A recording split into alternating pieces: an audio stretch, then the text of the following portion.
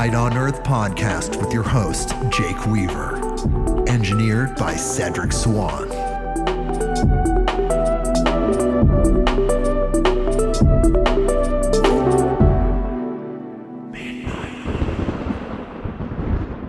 Hey everybody, we are back with another episode of Midnight on Earth. I'm your host, Jake Weaver, and we are here to bring you more knowledge, more light, and more love, and more UFOs. We are live at the McMinnville McMenamins UFO Festival in McMinnville, Oregon.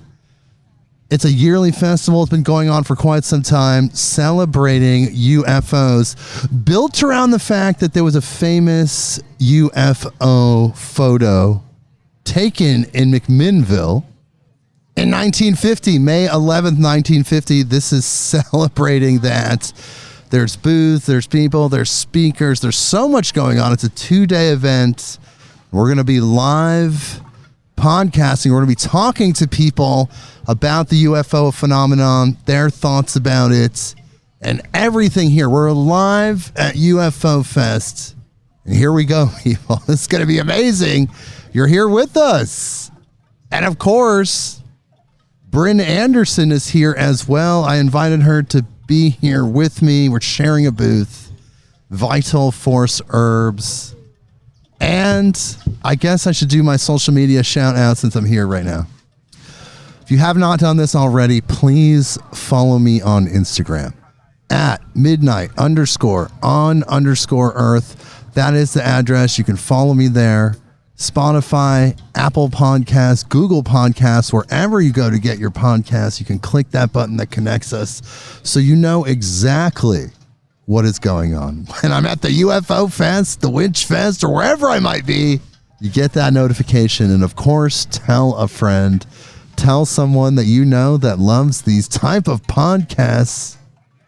You know what we do here.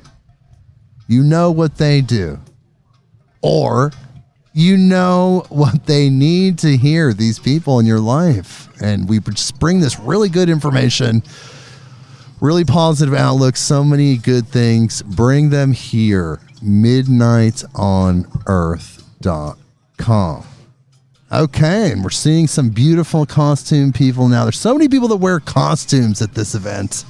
They get dressed up as aliens or UFOs or anything, really, all different kinds of things. And we'll be taking photos, which we will post on our Instagram, of course. So you can get a visual, you can see what I'm seeing. So here we are, people. McMenamins McMinnville UFO Fest. The McMenamins UFO Fest in McMinnville. And hey, I guess while I'm here, I can also say we have that sponsor. She's here. Vital Force Herbs, vitalforceherbs.com. Her amazing blends. The absolutely best blends. So many different wellness situations you might find yourself in. She's got you covered. Crystal infusion. There's literally nothing else like it because of her proprietary crystal infusion method. We get that 30% off discount too because she loves us so much. We're Midnight on Earth together. Everyone else gets 20% off and free shipping. The Midnight on Earth family, the Midnight on Earth community gets 30% off free shipping with the code MIDNIGHT, MIDNIGHT. Put that in the discount code box at checkout. You get free shipping and 30% off any order. Go there, people. Support her, support us. Vital, VITAL, vitalforceherbs.com. Okay, back to the UFO Fest. All right, I've roped my first person in here live at the UFO Fest, McMinnville, Oregon. What's your name, bro? My name's Kyle Meter. Kyle Meter, where are you from, Kyle? From Milwaukee, Oregon. Milwaukee, okay, yeah. Not too far away. For those that don't know, the state of Oregon in the U.S., it's just about 20 minutes south of Portland, Oregon. Not to be mistaken with Wisconsin. Yes, the other Milwaukee. Tell me why you're here at the UFO Fest. Well, I'm fascinated by the unknown, I love the idea of we're not alone out there. As well, I'm a big, I believe in the mushroom origin of humanity, The stoned ape theory. Stoned ape theory. I'm a big fan of the stoned ape Essentially, theory, that you think that as we evolved, we came out of the ocean, primates, we stumbled on these psychedelic compounds that activated our consciousness, allowed us to have a little bit of self-separation, which then led to evolution. Absolutely.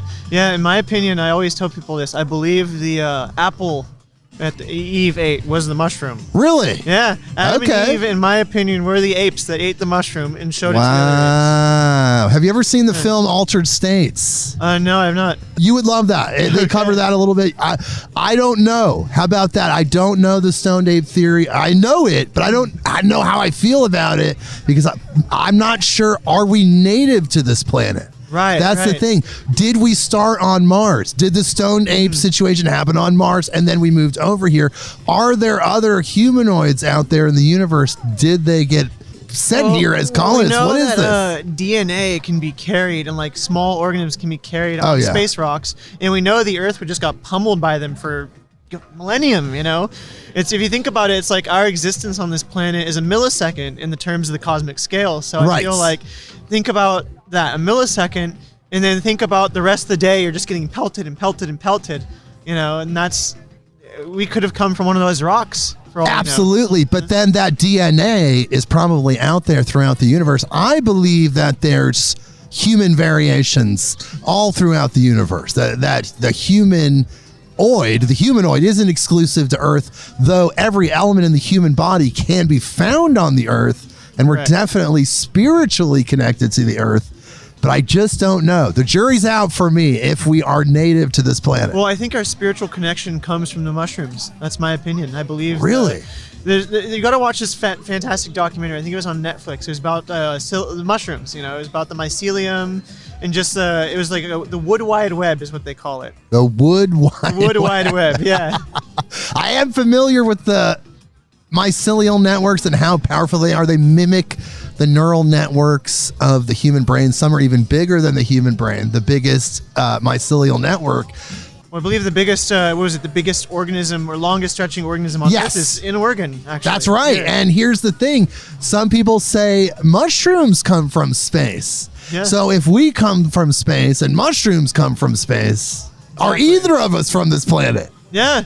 That's true. I mean, we're here now. We're here now to do the work.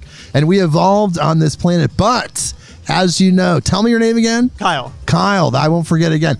As you know, Kyle, we're light beings. We're in a suit. This is just a vehicle. Mm-hmm. This is a organic mobile biosuit allowing us to experience this dimension. But we're the living light, right? Exactly. We're not the body. Yeah. No, there's more than just the body, I believe. I hear some people who are very skeptical about the spiritual world, about aliens and all that stuff. They're always like, oh, it's just chemical reactions. I don't believe that. I don't believe everything that we feel, all our emotions, all our thoughts, is just dumbed down to, chemical reactions. I believe there's more to it than just that. Yes, that's a very reductionist standpoint. It's not very accurate for anyone that's ever had a spiritual experience. They know that there's something more to life. But the chemical reactions are the measurable part of it. The measurable part, exactly. But that doesn't mean it's not the complete aspect of it. It's not the entire thing. So really interesting. And that light, that we are that living light. That's how it is all over the universe. Every being out there is a light being. They just have different vehicles that they inhabit. Awesome. Yeah, no, I definitely believe that because, I understand the theory of why people would just try to be reductionist, and it's kind of like our drive to understand everything. So they want to understand everything. So when you say something, hey, look at this cool thing that we can't explain. No, I don't want to hear it. I don't want to hear it. I already know. That's kind of the vibe I get. Well, I often tell people, if you don't believe in extraterrestrial life, just look up at night. Hello, people. Yeah. I mean, Europa, as close as Europa. You know about Europa? I do know around Europa, Jupiter's moon, that has life qualities. Perhaps there's ancient life there. Just like Mars, who knows? I mean, it's hard to say if there's a, bipedal mammal-like or human-like organisms living on that planet, but it's very likely that there's some sort of microscopic life or some sort of life that maybe we can't even comprehend ourselves that exists there. There's so much life out in the universe. There's just as much life out in the universe as there is on this planet. If you think about the microbes, the life in the ocean, the life on land, and all the different insects and birds, and you really start to break down how much variation of life is on this planet, that's how much variation of life is outside of this planet. It's a microcosm, macrocosmic experience. It's just infinite, but we're getting there. Yeah, we're getting there. Places like the UFO Fest show me that there's thousands and thousands of people that are on this frequency, and they understand that there's something out there. Absolutely. And they're waiting for us to evolve, I feel like. And we'll get there. Kyle, what a great conversation. Is there anything else you want to tell people? Look, we have listeners in 185 countries. This is your chance. What do you want to tell the world? Awesome. Well, I will tell them keep an eye out for, because I was actually born and raised in California. Okay. A part of California that is perfect UFO territory, middle of nowhere California, as I call it. Not so much anymore. It's become more a bit popular. Paso Robles, got to shout out Paso Robles. And our little county, we're known for Josh Brolin. He's a local. Okay. Thanos himself, the Titan Lord. Oh, right. Yes. Okay. He lives out there. But anyway, the agave business is kind of taking off. We can't call it tequila, but mezcal, agave spirits, that's really taken off in that area. And just keep an eye out for that if you want some good boozy drinks. California mezcal from Paso Robles. And keep an eye out in the sky. Look up. I find that just looking up at night, you're going to see some anomalies these days because there's just so much out there. Yep. Absolutely. All right. So that's your message to the world. Yeah, this was Kyle from born and raised in Paso, not to be mistaken with El Paso, Texas, who currently lives in Milwaukee, not to be mistaken with Wisconsin. All right. Well, thank you, Kyle. It's great meeting you. Thank you. You made it. It was a pleasure to be on here. Don't forget to take a sticker. Awesome. You're going to be on the show live at the UFO Fest. It's exciting. Love to hear it. Yes. Bless you, my friend. Good job, babe. I think it's close enough. All right. Yeah, a little bit. Yeah, that's fine. I roped somebody else in. Yes. We're talking to people live at the UFO Fest. Tell me your name. Wes Gale. Wes Gale. Wes has been coming to this event for how long? I think this is our 20th year. 20 years. Started in 2002. Are you a little frustrated that the alien disclosure hasn't happened yet? You've been coming here 20 years. You're like, come on. Yeah, it's, you keep watching and, we're getting more shows coming out. Yes. Which is good. There's more awareness. More awareness, more government awareness. Yes. They're releasing things at Pentagon. They're talking about it publicly. But for 20 years, I mean, what do you think about the growth between when you first came here? People thought you were crazy. What do you mean aliens? Now it's 20 years later. People are like, oh, of course there's aliens. What do you mean? Yeah, it's quite the change, isn't it? It is. I'm definitely a skeptic. I was a Black Hawk pilot in the Army for 10 years. I flew a lot of night vision goggles and never saw anything. To see anything. Okay. So that's kind of where my background Are you still a skeptic? I still am, yeah. So, but what about when you look up at night and you see those stars and you know that there's something out there? There's exoplanets they're discovering with the James Webb Telescope, Earth-like planets. There's vastness out there. We can't be the only thing, right? I think it'd be a horrible waste of space. Horrible waste of space. In a movie, I think. You know what? Here's the thing. We're the humans. We're light beings in physical bodies, just like those other entities. And our job is to unite and become the greatest version of humanity that we can be. So when we get there, then we can go out and meet people. Yeah, we don't want to go out and be dickheads. No, we have to get our shit together. We have to be totally dialed in. Well, we have listeners here in 185 countries. Tell me about why you love this place. Tell me about what you want from the UFO community, and what do you want to tell the world? The UFO Festival is awesome. It's just a great venue. They've really stepped up over the years.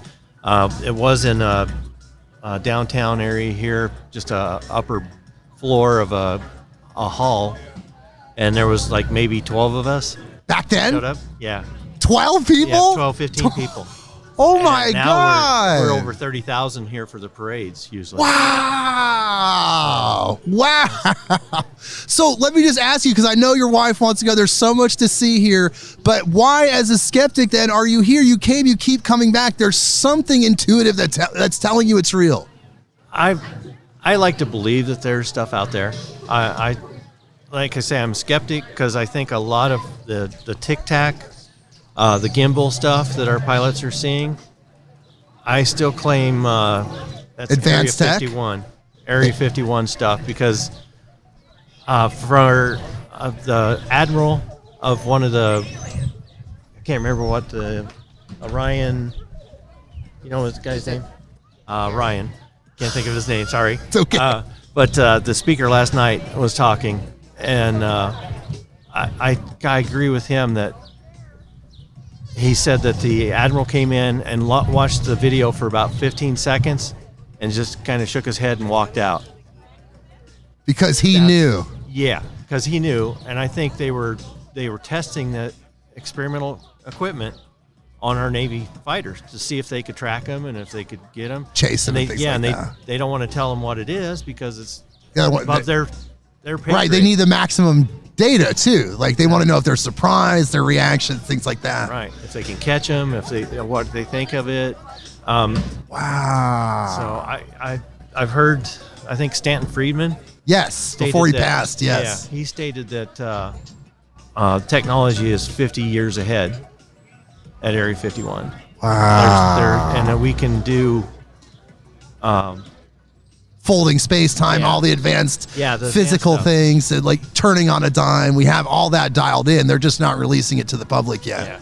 But I feel like our enemies, I hate to say the word enemies, but from the perspective of the Army, the national forces, there are enemy forces, and they know that we have that. Yeah. And they want them to know that we have that so they don't mess with us, perhaps. Perhaps. That's a... Wow. Could also be that it's just aliens. It could be. Somebody from another world. Yeah. Well, thank you for talking with me. There's so much to see here. Take a sticker. Tell me your name one more time. Wes Gale. Wes Gale. I'm Jake Weaver. It's nice meeting you. You're on a podcast now forever. Awesome. Immortalized. Take care. Have a great day, Wes. Thank you for participating. You bet. Bye-bye. Yes, I've got another person here. What's your name? Brixton. Brixton, how old are you, buddy? 9. You're 9 years old and you're at the UFO Fest. You're a young man. You're a new spirit. You're a high frequency human. What do you think? Aliens? They're out there, right? Yeah. Why do people have a problem with aliens if all they have to do is look up at the sky and see the infinite amount of stars and planets out there? What's up with that? Why are people so scared? Why are people scared of aliens? Because they look creepy. So you feel like because they look different than humans, there's a little fear there. Yeah. But ultimately, they could be good and friendly. You're not scared of aliens, right? Not really. Now, if you saw one, what would your strategy be? Let's say alien pops out, it looks like the classic gray with the big head and the big eyes. What would you do? I'd be nervous. You trying to talk to it? I would kind of be scared, kind of nervous. I would probably just run away. You would probably just run away, but what if it was here on a mission of peace and trying to talk to you directly? You just happened to be there at the right time. You were the emissary of humanity. You would still run away? I would probably just try to talk to it. There you go. Okay, so then how much longer do you feel like it'll be until aliens are here and people realize that there's life out there and we'll be living in harmony with these aliens, these other beings out there? How long? Intuition. Like, what does your spirit tell you? What does your intuition tell you? I don't know. Take a guess.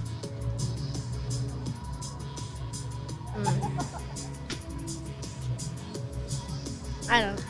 20 years? 10 years? 10, 30 years. Between 10 and 30 years? Dude, that's right around the corner. You won't even be 40 at that point, dude.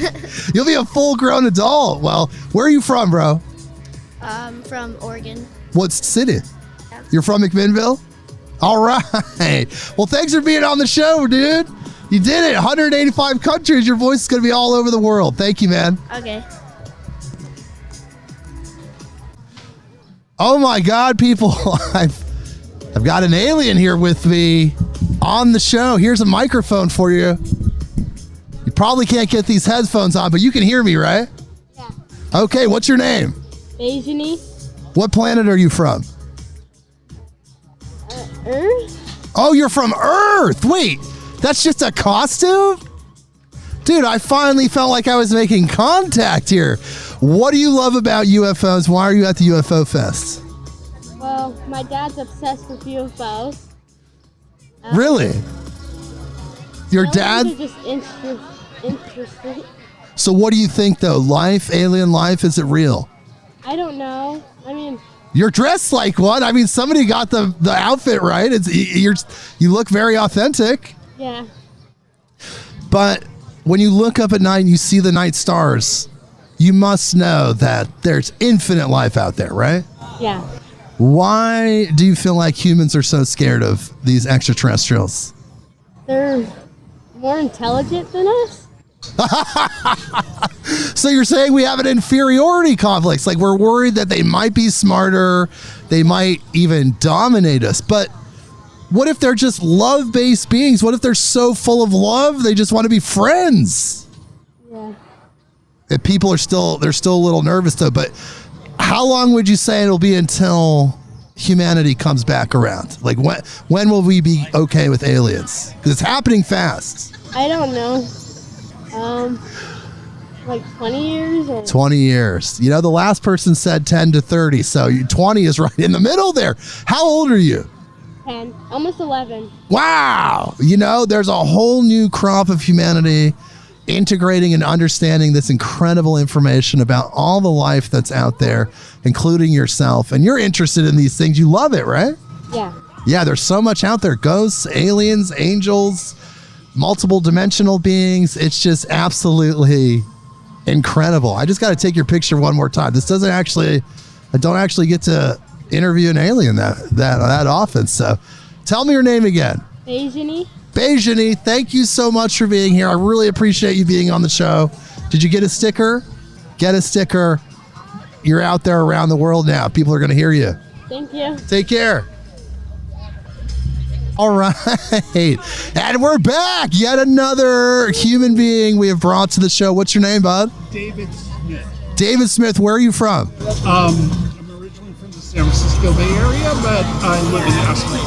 Ashland, Oregon. You came all the way up for this. Wow. Great traveling. My costume. With your beautiful wife. My beautiful wife with her beautiful earrings. Wow. Oh, look at those earrings. People, you can't see this, but it's a UFO abducting a cow earring. And they're just absolutely beautiful. So what do you think about this? What do you think about the UFO Festival? Oh, see, we've never been here before. I wrote a play that can't be mentioned. I wrote a musical version of Plan 9 from Outer Space. Nice! No way! The classic Ed Wood science fiction film, low budget but epic at the same time. All over the world, and one of my friends was like, "You need to go to the UFO Festival." Okay. So it's huge. Yes, 30,000 people. What? And check this out. I just talked to a gentleman who was here at the very first one. And how long has it been up? Over 20 years. Okay. And the very first one, he said, was upstairs in a little room with 15 people. Yeah, I mean, you tapped into something. Right. There's something happening here. What do you feel about disclosure? Are you a believer? You know what? I believe there's something. There's something. I'm not here to hear all the theories. I'm just here to wear fun stuff and walk. But you do understand, though, that evolution happens. There's a plethora of life out in the universe. Compounds, chemicals, consciousness, and all happens out there. Yeah, my 50s age thing just, originally tells me that they're all communists. Everybody from sci-fi is communist, but now we're all in it together. Well, you see the footage that's being released officially. You hear how the dialogue has changed over time, over the last 30 years, to being totally shunned to now totally accepted and joked about even. And 30,000 people all here in Oregon realize there's something going on. Is there an intrinsic fear? What would you do if they showed up right now? Oh, I do not have a fear of this. But do you think people do generally? Maybe. Is that Like we have a fear of anything. I know. What is up with that? Well, that's the thing. We're light beings in physical bodies. The physical bodies can show up in a lot of different ways. And actually, throughout the universe, the physical bodies that are holding that light being can get really strange. But at the end of the day, that light being is who we are. And all throughout the universe, we are all connected in that way. We are all living light within this vehicle, navigating this dimension. Don't judge the vehicle. Oh, no. Love the light. No, absolutely. So great. Well, thank you very much. Yes, it's been great talking with you. Tell me your name one more time. David, thank you for being on the show. I super appreciate it. Oh. Incredible conversation. Thank you, David. Sure. Wow. Whoa. And there we go. We're talking with people. So much going on here. Different perspectives, different opinions. Skeptics even. But yet they know intuitively. So. Yeah, what's your name, dude? Hi, I'm Taryn. Taryn, I've roped Taryn in for an interview, a brief interview here live at the UFO Fest. Where are you from? I'm here from Mac. I go to Mac High. You're McMinnville. 17, yeah. Okay, wow. What do you think about this? Did you grow up in this town? Has the UFO Fest been a part of your life the whole time? No, I moved here just from over in Newburgh with my family, not too when I was in 7th grade. So okay. I've only been to a couple of these. So yeah. What do you think about this? It's very busy. It's very 30,000 people. It's a lot of people that are into UFOs. A lot of people, yeah. What do you think? As a 17-year-old, okay. You have a different perspective, younger, you're not indoctrinated with all the programming. Tell me about aliens. Well, when I was a little kid, I really liked aliens a lot. Yeah, I believed in them, and Where are you at now with it? They're probably real. We got a big universe. I'll stick with it. I'll say they're real. Of course they're commit. real. Yeah, Come on, you look up in the sky at night. What do you see? I see stars. And how many stars? Yeah, lots. Infinite lots stars. and you lots. know how many of those do you think can harbor Earth-like planets? Probably lots. Do you know a lot about the exoplanets that they've been discovering recently with the James Webb Telescope? No, I don't. Yeah. You got to listen to our show, and then you will get all that information. Okay, noted. Midnight on Earth podcast with Jake Weaver. That's Jake right. Weaver? I'm Jake Weaver, and here's the thing. Jake. Yeah, nice to meet you, bro. And here's the thing. There's an infinite amount of life out there, and they're trying to help us evolve. They want us to raise our frequency, our vibrations. So when we're out there, we're just united. We're love and light as we go to interact with these other beings. Now, they're here helping us because they're light beings just like us. You're just a light being. You're a living light. You're a light being in a meat suit. You're not your body. You're in your body. Just like those extraterrestrials. All over the universe, there's light beings in these strange physical bodies. I gotcha. So we're here. We're here. We're tapping into that frequency. Tell me what you want the world to know. Tell me something you want the world to know about this, your feelings, things that have changed around the UFO topic. Man, that is a hard question. Well, recent discoveries and stuff have happened, right, with aliens. Yes. So, NASA's come through. Is that helping you adjust? Yeah, a little bit, I guess. And then how would you feel just like if they came out and announced today, aliens are real, there's advanced civilizations all over the universe, and we're just one of them. What would that do for you? It would feel really cool, but I don't know how surprising it would be. It would just be really cool. But it would be a frequency shift, just kind of like knowing that, okay, well, we're the humans on Earth, but there's also other things out there. We're not the only game in town. Absolutely, yeah. And would that change you as a person? As a person, no. How you view the world and the world in relation to the stars and. And what about how you relate to other people? Would you see everyone then as one human family? Like all of a sudden we're all on the same team because we're the humans exclusive to Earth. Maybe, yeah. When maybe that would be kind of a. I don't know the intelligent way to say it, but kind of like a uniting factor. A shift, yeah. It would unite us. People would have a shift. They would realize, my God, we're this beautiful family and we're just here together, showing up in different ways. Maybe we have different ancestry. Maybe our skin color is different. Perhaps we have all these variations, but ultimately we're just one human family. So your theory or your idea that you're presenting is like, you know, through, you know, the discovery and the like kind of not discovery, but like the overall realization, if everyone like just accepted that they're real, then maybe we'd come together. That's part of it, yes. Yeah. Because we would realize that there's something special about humans, and our divisions, our separations are human created, and they can be humanly removed. And then look, we're back, one human family, light beings in the physical body. Yeah. Epic, bro. Thank you for being on the show. Tell me your name again. I'm Taryn. Taryn, bro. You crushed it. All right. Thank you for sharing, dude. You're amazing. Can we take a picture? Yes, of course. Yeah. You want to take a picture? Here, here, go for it, bro. Right, here, there's stuff there. Like, you look all official. Yeah. Yeah. Thanks, Taryn. Nice meeting you, bro. You got a sticker, right? Yes, sir. Yeah, cool. You'll be on there soon.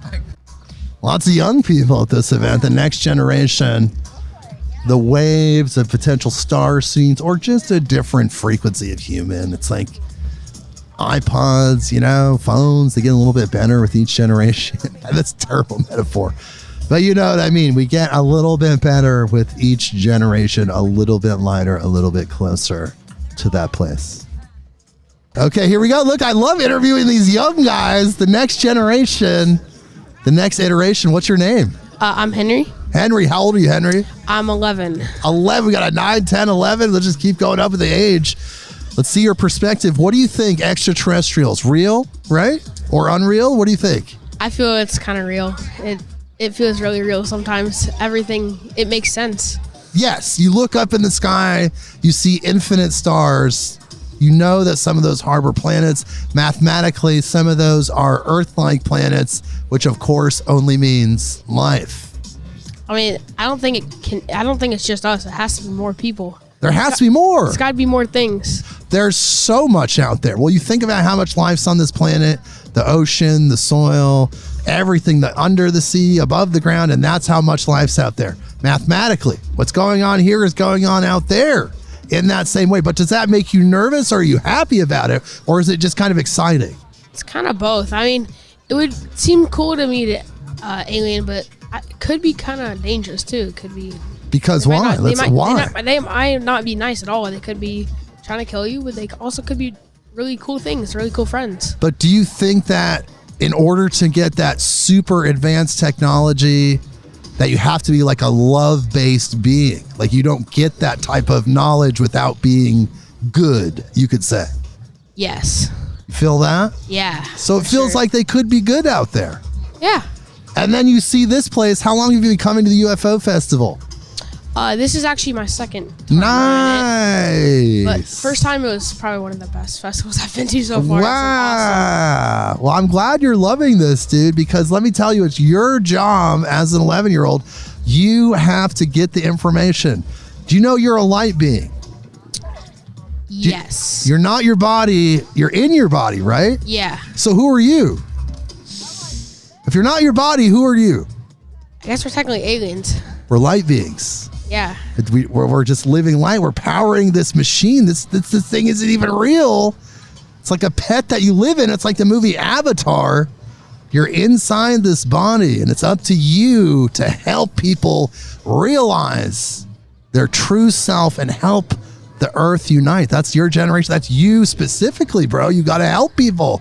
You have to help humanity realize that we're all one, and to get back to loving each other again. Can you take that mission? Can you do that? Yes. Yes, my brother. Well, thank you for being on the show. Is there anything you want to send out to the world? We can do it. We can find aliens. I think we can. I think we can find another life, another lifestyle, I guess.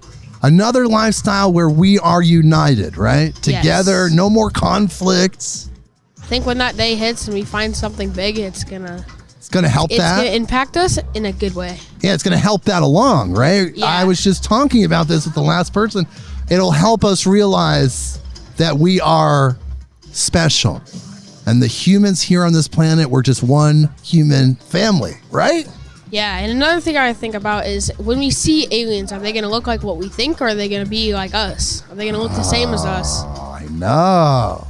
It's hard to say because Never seen them. we evolve based on our environmental conditions. There's a lot of different environmental conditions out in the universe, I'd imagine. How is their life different from our life? Or is it the same? It could be the same. I know, isn't that interesting? We could have similar kind of patterns out in the universe, even though the being that they inhabit could be totally different. But how we live as just conscious, aware beings could be very, very similar. I agree. It's your job to help people understand that, bro. I think we can do it. Yes. Well, thank you for being on the show, man. I really appreciate you. Yeah, thank you for inviting me. That was awesome. Hey, good to meet you, bro. Good to meet you. I roped in another person. What's your name? My name is Seth, and I am from Seattle, Washington. Seth, you came down here from Seattle? I did, yeah. Is this your first UFO Fest? It's my first UFO Fest. Not my first time over here, but man, am I having a good time. I am too, and you're making a documentary about this? Yeah, my first documentary. I love, watching people, like learning about people, and I heard about this UFO Fest, and what better opportunity to get a documentary going. Oh, yeah, absolutely. Because this is indicative of something huge. There's 30,000 people here. It's very open. Everybody loves the extraterrestrial aspect. It's almost playful. It's kid-like. And yet, 20 years ago, 30 years ago, you would be extremely ridiculed for having this perspective. What changed and what does that mean? Oh, I don't know. I think the internet has a big deal. People are connected far more than we're used to. So people can share these thoughts and learn about these things. I wouldn't have known half this stuff if I didn't have access to the internet and podcasts like this. So I think it's great. They're great stories to hear. We've always had stories about these things. So what more can we learn? Right. So what are you learning from working on this documentary? I don't know. I'm learning about different ways people approach this. I talked to one gentleman who is very much, this is the science about it. Okay. The here and now, how these things work. And then I talked to a different gentleman about, the influence of psychedelics when it comes to UFOs. So these two different perspectives, and everyone has their own way of interpreting these things. But they're happening. Right. That's the most important thing, is that no one can deny these experiences are happening. Yes, I've heard the psychedelic aspect. Essentially, some people believe that these abduction experiences are triggered by DMT, the DMT that's latent in your brain, because when you dream and you activate that DMT, that creates the portal that allows that consciousness to come in. Some people think they're being abducted, but it may not even be happening in the third dimension. Yeah, who knows, right? Right. Who knows? Well, what do you think? Oh, geez. Well, I don't know. I'm coming at this with a fairly open mind, is what my goal this weekend, because I'm going to be honest, I haven't had any experiences that I could contribute to be extra, I don't know, whatever term, like extraterrestrial or anything supernatural, like that. anything. Exactly, yeah, anything that I consider out of the the normal, what we see in here. I don't know. But what I decided is I'm coming out here to learn how other people see the world and see our reality. And if I can learn a little bit, maybe I can change my perspective a little bit, and that's kind of my goal with not only this documentary, just kind of my philosophy is learning about other people's experiences and how they see the world versus how I see the world. Right, because you will glean something off of that. Someone will open your eyes, broaden your horizons, give you some information that's going to change your perspective. Absolutely. Yeah. Amazing. Fascinating. But just in general, though, do you feel like there's life out in the universe, out there, conscious, self-aware like we are? I have to believe that. I think that if I know just from, I know that the universe is infinite. Yes. Right? And it would be very, I guess, selfish if I think this is the only place where it's worked out. Right. Here at Earth, it's the only place it's worked out. Now, I guess when we talk visitors and eyewitness testimony, that's a different story for me personally. I need to learn more about that. But it's still interesting to hear these stories and be like, okay, that is a little bit compelling. Yes. It's fascinating. And the channeling aspect as well. I mean, people are interfacing with these beings that don't have physical form, and they're able to get valid, real information from the dialogue, the energetic dialogue they have with these beings. That's a whole other layer of the entire situation. But generally, it does seem like there is a lightening, right? People are getting used to this concept as it becomes a reality. Absolutely. Yeah. I think that there's going to be a lot of changes in the future about how we kind of view the world.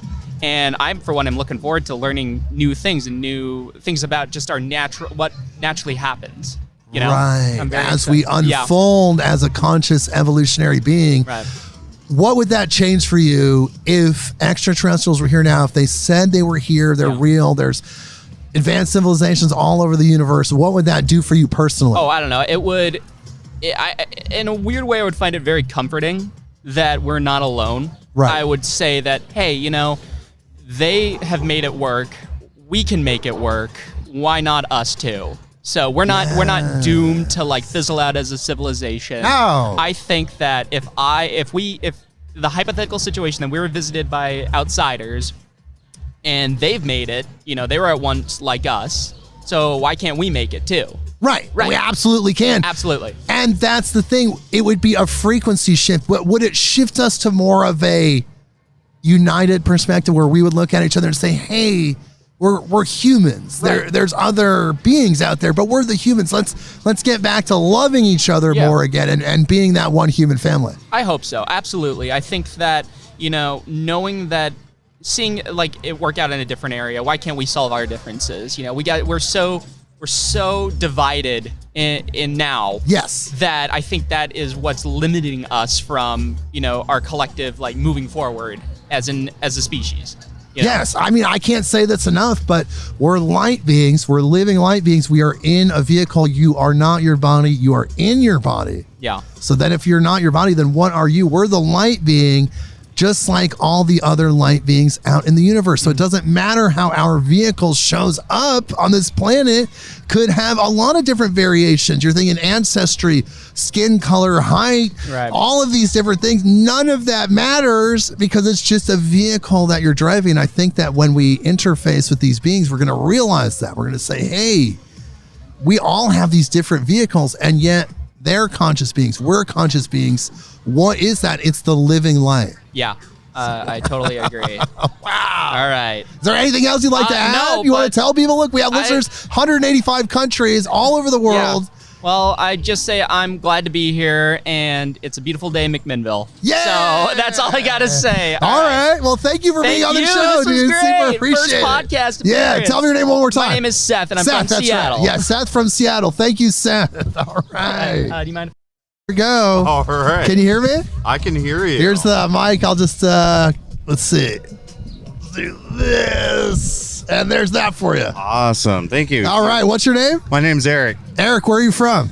Originally, I was born down in Corvallis, but I've been living here in McMinnville for the last 6 years here with my lovely wife. Yes. Yeah. Amazing. So what do you think about all this? The UFO Fest. Here we are.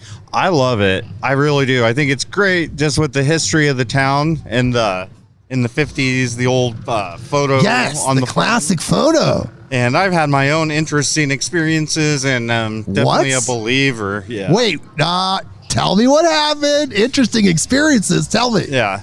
I was living in a small town about 15 miles down here. You know, I had a balcony, was upstairs in the balcony, just stargazing. And I remember just looking up in the sky and seeing something that was looking like a flying cop car or something. Some flashing red, green, blue lights. And I don't know. I just saw some very interesting things going on around this that... Whoa. Yeah. So you knew it wasn't a plane. You knew it wasn't a commercial flight. It was definitely something else. Yes. Because I would also see these little white, smaller objects flying around it, and as if they were corresponding and communicating. So there was like a mothership, and then there was like the sub kind of drone ships. Yes. Exactly. Wow. And you saw that, and then how did that make you feel? Were you blown away? That was your first UFO experience. Did that blow you away? You know, my whole life, you know, a Bigfoot, aliens, all that, been a very firm believer, and I always thought if I ever see or have a true encounter with one of them, that will make me, you know, completely. Yeah, you'll cross that threshold of knowing. Right. And then that happened. Yeah. I definitely had a very real experience of Bigfoot sighting, and I stopped and I thought it was going to be really great. Wait! Tell me about this. So where was it? What happened? I was hanging out in a small town called Pacific City, out here, just near Lincoln City, and I've been hanging out with some friends, having a good time, and it was time for me to go home. I wasn't real familiar with the area at that time, so I took a backwoodsy highway, and it was like 3-4 in the morning, May, light drizzle. And I was really thinking, it's really peculiar. I haven't really seen much for animals or anything. And I'm coming around a bend and I see something, and literally the words out of my mouth are, what the is that? And I looked at it, and the best way I could describe was, good, very tall. Best way for me to describe it would almost be like a cross of Harry and the Hendersons and the Planet of the Apes. Really? Yeah, the newest ones. And so you saw it, you saw it for real, and no one could tell you differently. Oh yeah, you saw Bigfoot. Yes, absolutely. Holy, I swear to it God. To this day. And I'm like, what is that? Kind of a dark, long fur, very powerful, muscular looking. I looked in its face, and it was all black, very, very black. And it was looking. And I could tell it was not happy with me being there, and I was just like, holy cow. So I stopped for a few seconds because of what I just seen, and I got very scared. And I'm all, I need to get out of here, I don't think this thing wants me here right now. And did you start running at that point? Oh, yeah, of course. I definitely drove out of there as fast as I could. Wow. Incredible story. I hear the parade right now. I bet you don't want to miss it. That's right. So go check out the parade. Thank you for sharing your story. What was your name again? Eric, right? Eric. Yep. Yes, thank you, Eric. You're going to be on the show. Take a sticker. Come back around. We'll be here all day. Awesome. Thank you so much. Thank you for your time, brother. That was an amazing story. All right. Holy shit.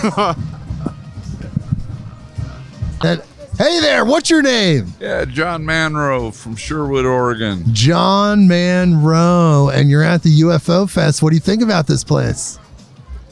It's good. It's good. I'm going to not seeing any speakers this year, but checked out the parade and got some family here. Nice. I noticed you had a Grateful Dead Steal Your Face pin on your hat. Wendy Weir, Bob Weir's sister's a good friend of the show. Of course, we love Jerry and the Grateful Dead. Yeah. Pranksters are everywhere. I took psychedelics with all the pranksters, including Ken Kesey. Yes. Yeah, in 1998. But the aliens, what do you think about the aliens always being there at the Grateful Dead shows with us as we were having those experiences? Hey, there was a presence there. All about good vibrations. This is what Wendy talks about. Yeah. Wendy, Bob Weir's sister, talks about this. She was a guest on the show, and she's a friend of the show. There was extraterrestrials there at each show as we were having our big psychedelic experiences. They were there extra dimensionally interfacing with that energy and amplifying it. Did you ever feel that when you were there? Well, I definitely felt something at Dead shows. I don't know if it was extraterrestrial or what. It might as well have been. It was something bigger than you can really put words on. There was some channeling that happened. There was some divine energy. And as Wendy says, there was some extraterrestrial energy there. And we're here, though. What do you think now? You've been engrossed in this for probably a while. You've been interested in these topics. What do you think about how it's accepted now? How well, almost just like disclosure's been in the works for a long time, especially around 2000. I met Dr. Stephen Greer. Yes, Stephen Greer, downtown Portland. He gave a presentation, and it's about time that the military, starts telling and government starts telling the truth about it. Did you think it was going to be sooner, though? Like it would have happened already? It's a regular thing. It's happening all the time. in increments, you're saying? Yeah. Masses of people are waiting for a big announcement from the government or from something on TV or something, but it's a process. Is it because of the way human consciousness processes that information? Like, if we took that on all at once, like, it would almost be too much. We have to process it in increments, ease it in, so then when it's really there... Right. It's been happening for a lot of years. I think there has been disclosure, through sci-fi movies. Yes. And things like that. X-Files. Of course. But where are we at now? Do you think we're at the latter stage of it all? Or do you think there's 20, 30, 40 years to go? This is just the beginning. I mean, it's getting to happen, and there's going to be some things the next couple of years going to be even more of a disclosure than a few years back with the Nimitz. And humanity's ready, though. Do you feel humanity's ready? If it were to happen right now. I feel like the majority of people believe there is life outside of this planet. And it's been normalized. That's the word I was looking for. It's been very normalized. Yeah, then there's, the theories, or some people claim it to be fact, the underground people that have always been here. I think they are there. If you hear the story of Robert Byrd and his Antarctic expedition, and I watched that documentary that was actually an Oscar-winning documentary about Admiral Byrd's expedition before he went into the South Pole, which is getting the crew there, establishing that first base. Well, the government's done a lot to debunk all that. He wrote full reports of everything. And his son published it, yes. Yeah. So there's a hollow earth. There's life probably deep under the water. There's ancient humans here coexisting with us. Are we an experiment? Why are they watching us? Are we just one layer? Just a lab test. A bunch of lab rats running through the maze. Yeah, to see what they do with this. But again, there's been an uptick in disclosure. There's been an acceleration in the amount of energy and information they're releasing to the public. Something's coming soon, I believe. Yeah. It's going to be very soon. All right. And, just stay, kind of in the circuit, speakers like, Dr. Stephen Greer. Why am I drawing a blank on the names right now? There's so many out there talking about this. Richard Dolan. Man. I could rattle off names. But they've been talking about this for decades. Some of those people, some of them even passed away, like Stanton Friedman. Yeah. But 2019. Yeah, something like that, yes. And he was a powerful force in the disclosure movement. But they were waiting. They're still waiting. We're still waiting. What is happening here? And yet we're here at the UFO Fest where there's 30,000 people, each one of these people fully aware of their existence. Right. The majority of people, I don't know what percentage are here, just to have a good time. There's some very serious people, very serious about it, that are here, and there's, it's a whole spectrum. Do you think the aliens are here now? Are they coexisting with us right now? Are there aliens actually at this event, disguised as humans? So many people think so. Yeah, look. Yes, someone says yes out of the crowd. Yes. Yeah, you won't catch them wearing dealy boppers. They're trying to, or you might. They would be fitting in perfect. Maybe some don't have costumes, and they're the weird ones. Yeah. Are we the aliens overall? Do you think humans are native to this planet? I've heard both sides of that.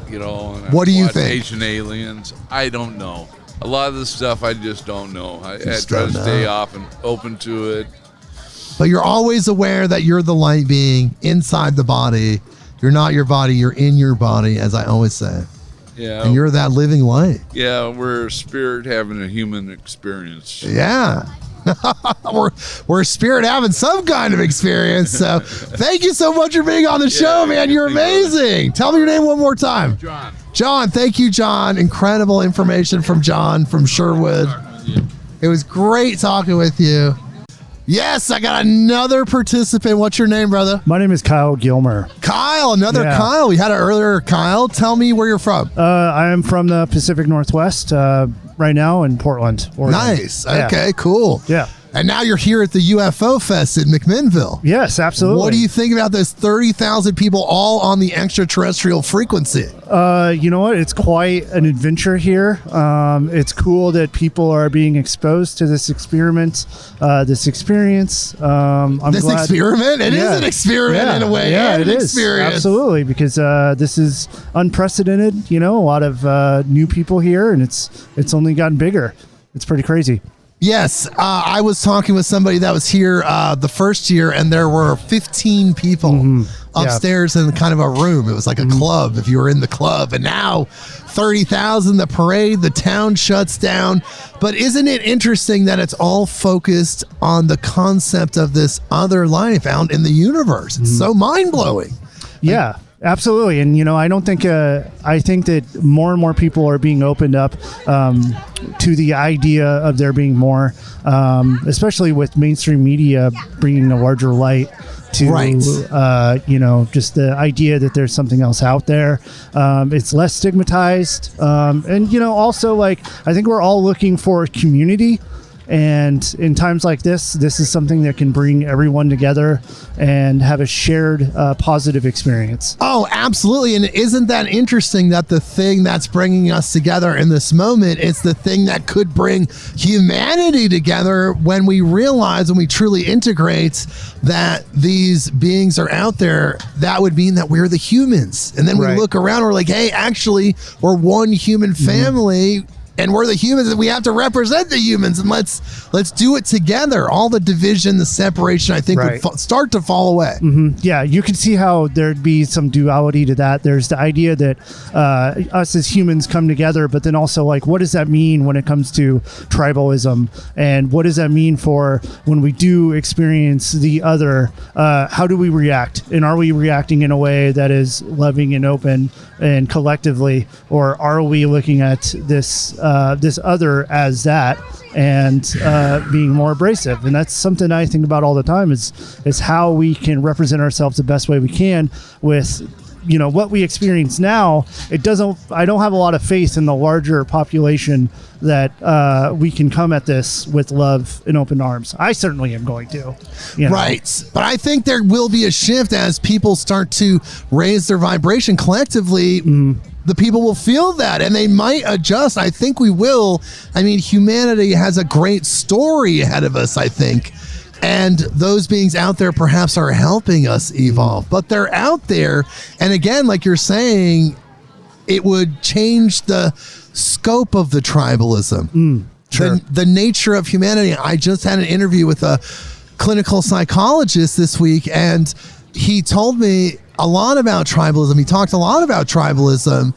And if we shift our tribal mind to the fact that we're just on this planet together, then the tribe becomes all of humanity. Right. Yeah. But then we can also scale that up again and say the tribe is all the light beings that are encapsulating these physical vehicles all over the universe, because there's just creation and then there's the created, which are all of these sentient beings. Who are these beings? I don't know, but we're one universal family of light beings. Yeah, that's a really good way to look at it, and I will choose now to take that perspective because it's so much easier and it's so much more fun to think about that and experiencing that with everyone rather than the negative, which sometimes I have the tendency to do. But yeah, like the next step of that is like embracing that we are all these beings together, you know, under one or whatever. And yes, then, like, in this dimension. In this dimension, right? Yeah, it's like, what are we? Who are we? Maybe some of that will always be a mystery. But as we scale up our tribal mind, as we were saying,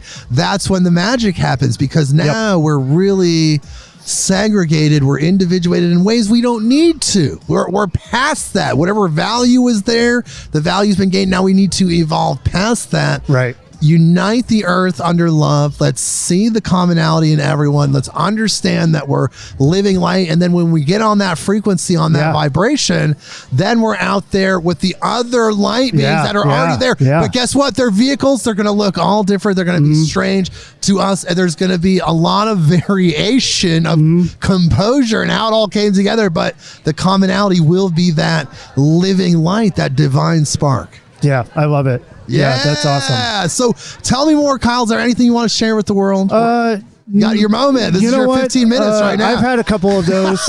And, I don't think there's anything that I could share that would be revolutionary or, I just want to send positive vibes. Yeah. And I really love that this is becoming more and more, that people are being exposed to UFOs and aliens, and that there's more to life than just the daily grind, more to life than the capitalistic BS that we go through. Thank you. And that we can all experience these cool things together as a community. Yes. It's really, really cool. And it's also an indicator of what's to come. Absolutely. It's like a little glimpse into the future. Well, Kyle, cool. Thank you so much for being on the show. I'll look up your show. Yes, thank you very much, my friend. Midnight on Earth. Bless you. All right. We got another participant. What's your name, brother? My name's Josiah. Josiah, where are you from? I'm from many places, as we all are. Where are you at this moment? Right now, I'm in... I actually don't know because McMinnville. You're in McMinnville, actually.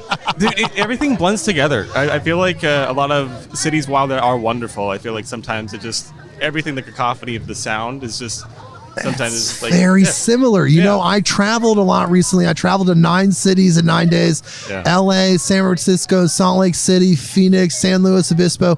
And what I noticed when you see the scale of that level of humanity is that everyone's doing relatively the same thing. The cities are relatively laying out the same, and there's so much pulsating energy. But wherever you are, at least in America, I could say, it's all very similar, and you can make it happen. Well, it's like one of those things where there's a sense of community that kind of reverberates throughout the different areas that you go to. And while it is very similar, I feel like there are those tiny things that are different. Yes, that make them special. Certain energies, certain stores, kind of the culture. There is local culture at these places. Well, actually one of the first questions I want to ask you, because I heard you guys talking about the togetherness and how that would help us push forward for the future. But the one thing I would want to ask you is because I'm sorry that I don't know the actual date, but go for it. Back in the 70s, 60s, whatever, they sent out the disc or whatever, where it's like,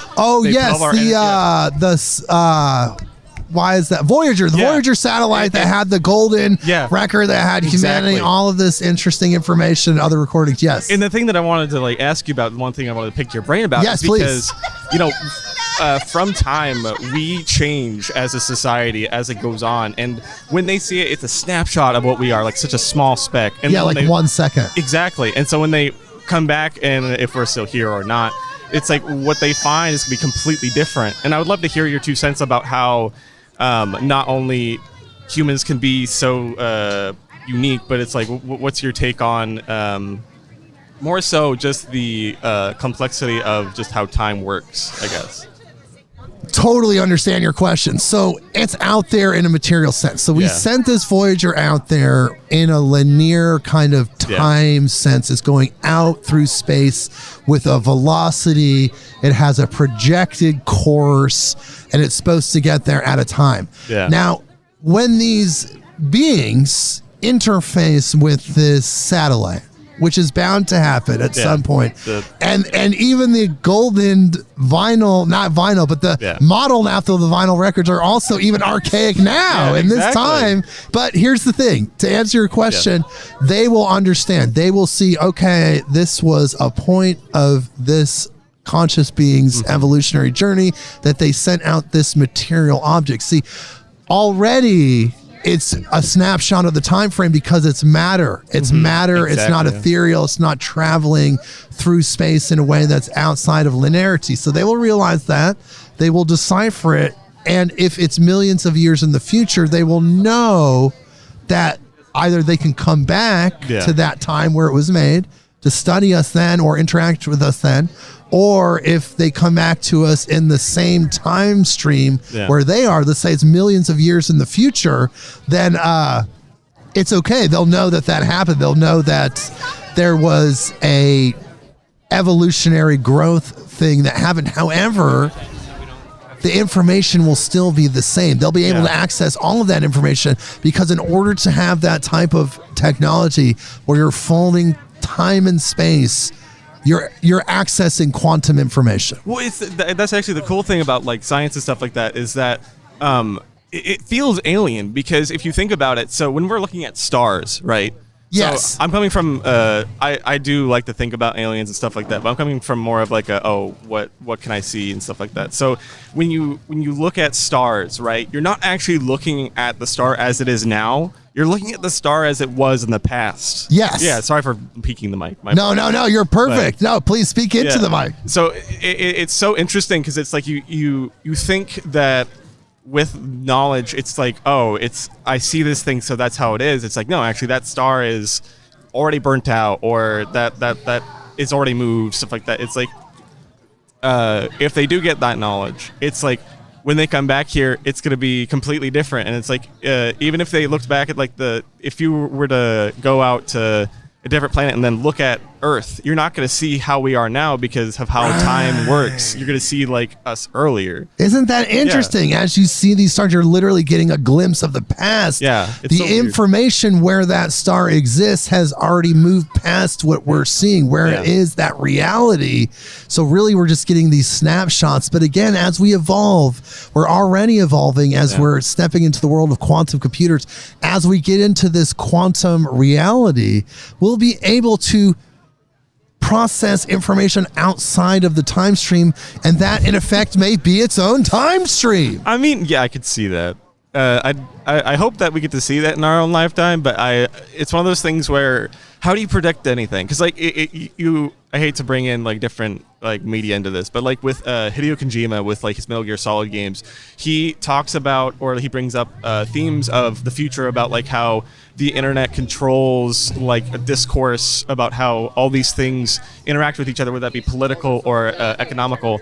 And when you talk about like those computers, it's so hard to be like, oh yeah, we could do this or this, because it's like there's no way for us to tell, because someone could come along and get this like revolutionary idea that really does like let us either go outside of time or emulate these type of things. And it's like, I just can't wait to see it. I hope I get to see it. We cover on our show a lot of the technological advances that are on the cutting edge. We do a news episode every 7 episodes called Beyond the News. And we do cover a lot of the quantum computing breakthroughs that are happening. Yeah. And it's just absolutely mind-blowing. They've actually figured out how to put information in another dimension, store it there, stabilize it, and then access it. So we're already there, but that's just what they're releasing to us now. What they have behind the scenes is even more mind-blowing, which is why the Mandela effect is a thing and why there's other kind of anomalies that are showing us that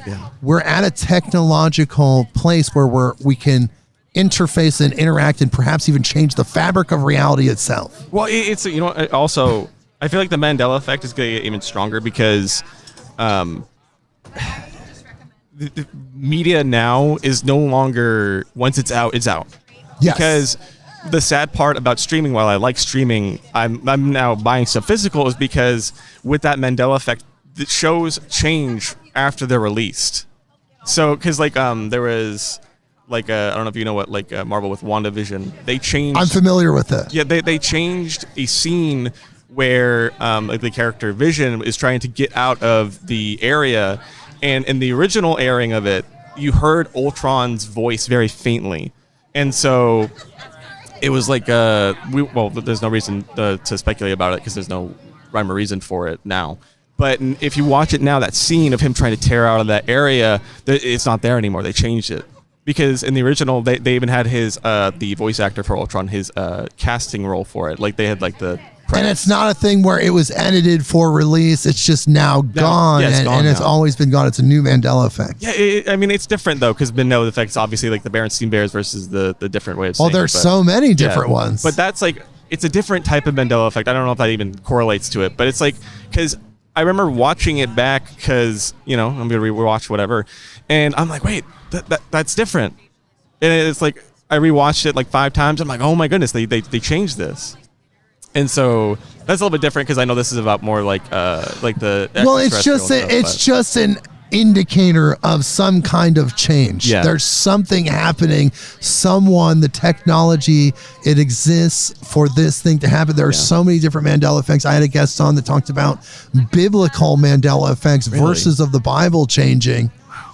Do you know anything about the Judeo-Christian Bible? So, well, in passing. Okay, how about this? Let me ask you this really quick. Is it the lion lays down with the lamb or the wolf lays down with the lamb? It's the lion. You've heard that your whole life, right? Guess what? New Mandela effect. There's never been a lion. There is no lion. And it's the wolf lays down with the lamb. It says that in the Bible. I think it's the Old or New Testament. I don't know. I hear you, and I appreciate that input. I'm going to ignore that. Isn't that mind-blowing? Yeah, of course. There's going to be so many more of those, too, because it's like... Look, for me, I'll just tell you really quick, the one that got me, because there's ones where it's just like, oh, it's one little letter change, it's this thing. But for me, there was one that was a full logo change, and it was so dramatic, and that is the Interview with a Vampire one. When I was younger, I watched that movie when it came out. It was called Interview with a Vampire, and there was a big blood red A. And that was part of the movie, and there was so much related to that. It is now Interview with the Vampire. Oh my God. The A never existed. It's never been there. And I know for a fact, and here's the thing. You would like swear on your life about it. Yeah, absolutely. And here's the thing. As I did research into that, I found that there were other people that saw that same thing in the same way. So I know it's not just me. Yeah. And it's not just a letter. Was it just for like the theater release, and then with the? But now DVD? the original theater release posters is Interview with the Vampire. Wow, and there's never been, and it was a blood red painted A. Now it's just a standard font. Nothing special. And this was a big A, prominent blood. I mean, this is so for me. That one really got to me. And then what does it say? It just says that reality's flexible, reality's malleable. We're jumping timelines. There's some kind of corrective software within the divine that when we make mistakes as humans that are actually not meant for our evolutionary growth, that there's some kind of corrective mechanism that moves us to other near timelines where we can continue our evolutionary journey. So you talk about timelines. So because there's a lot of different theories about the you have the butterfly effect, you have all these different ones. So you're talking about different timelines. So do you believe that no judgment, by the way, I'm just asking go ahead. Do you believe that we are on a singular on a singular timeline where it's there's different timelines, or do you believe that there's only one singular timeline where they change it here, to and fro? I believe that every choice that you make and every choice that every being makes creates a new timeline. I agree. 100%. And new universe, whatever that actually multiverse. So if you think about the amount of energy and information and data it would take for that to happen, then you kind of get a glimpse into how vast the divine is. But the thing is that we have a story individually and collectively, and that story needs to play out. If other humans make mistakes that destabilize reality and the divine needs to step in to fix that, that's fine. Yeah. But we are jumping timelines. There are other timelines. There's too many indicators of that. And honestly, 2012 had a big part to deal with it. It had a huge role in that. And then there are other things as well. But for whatever reason, this is how the human experience plays out. We move as conscious beings through timelines based on our choices, and every choice creates a different split in the timeline. Do you feel like Y2K was one of those? No.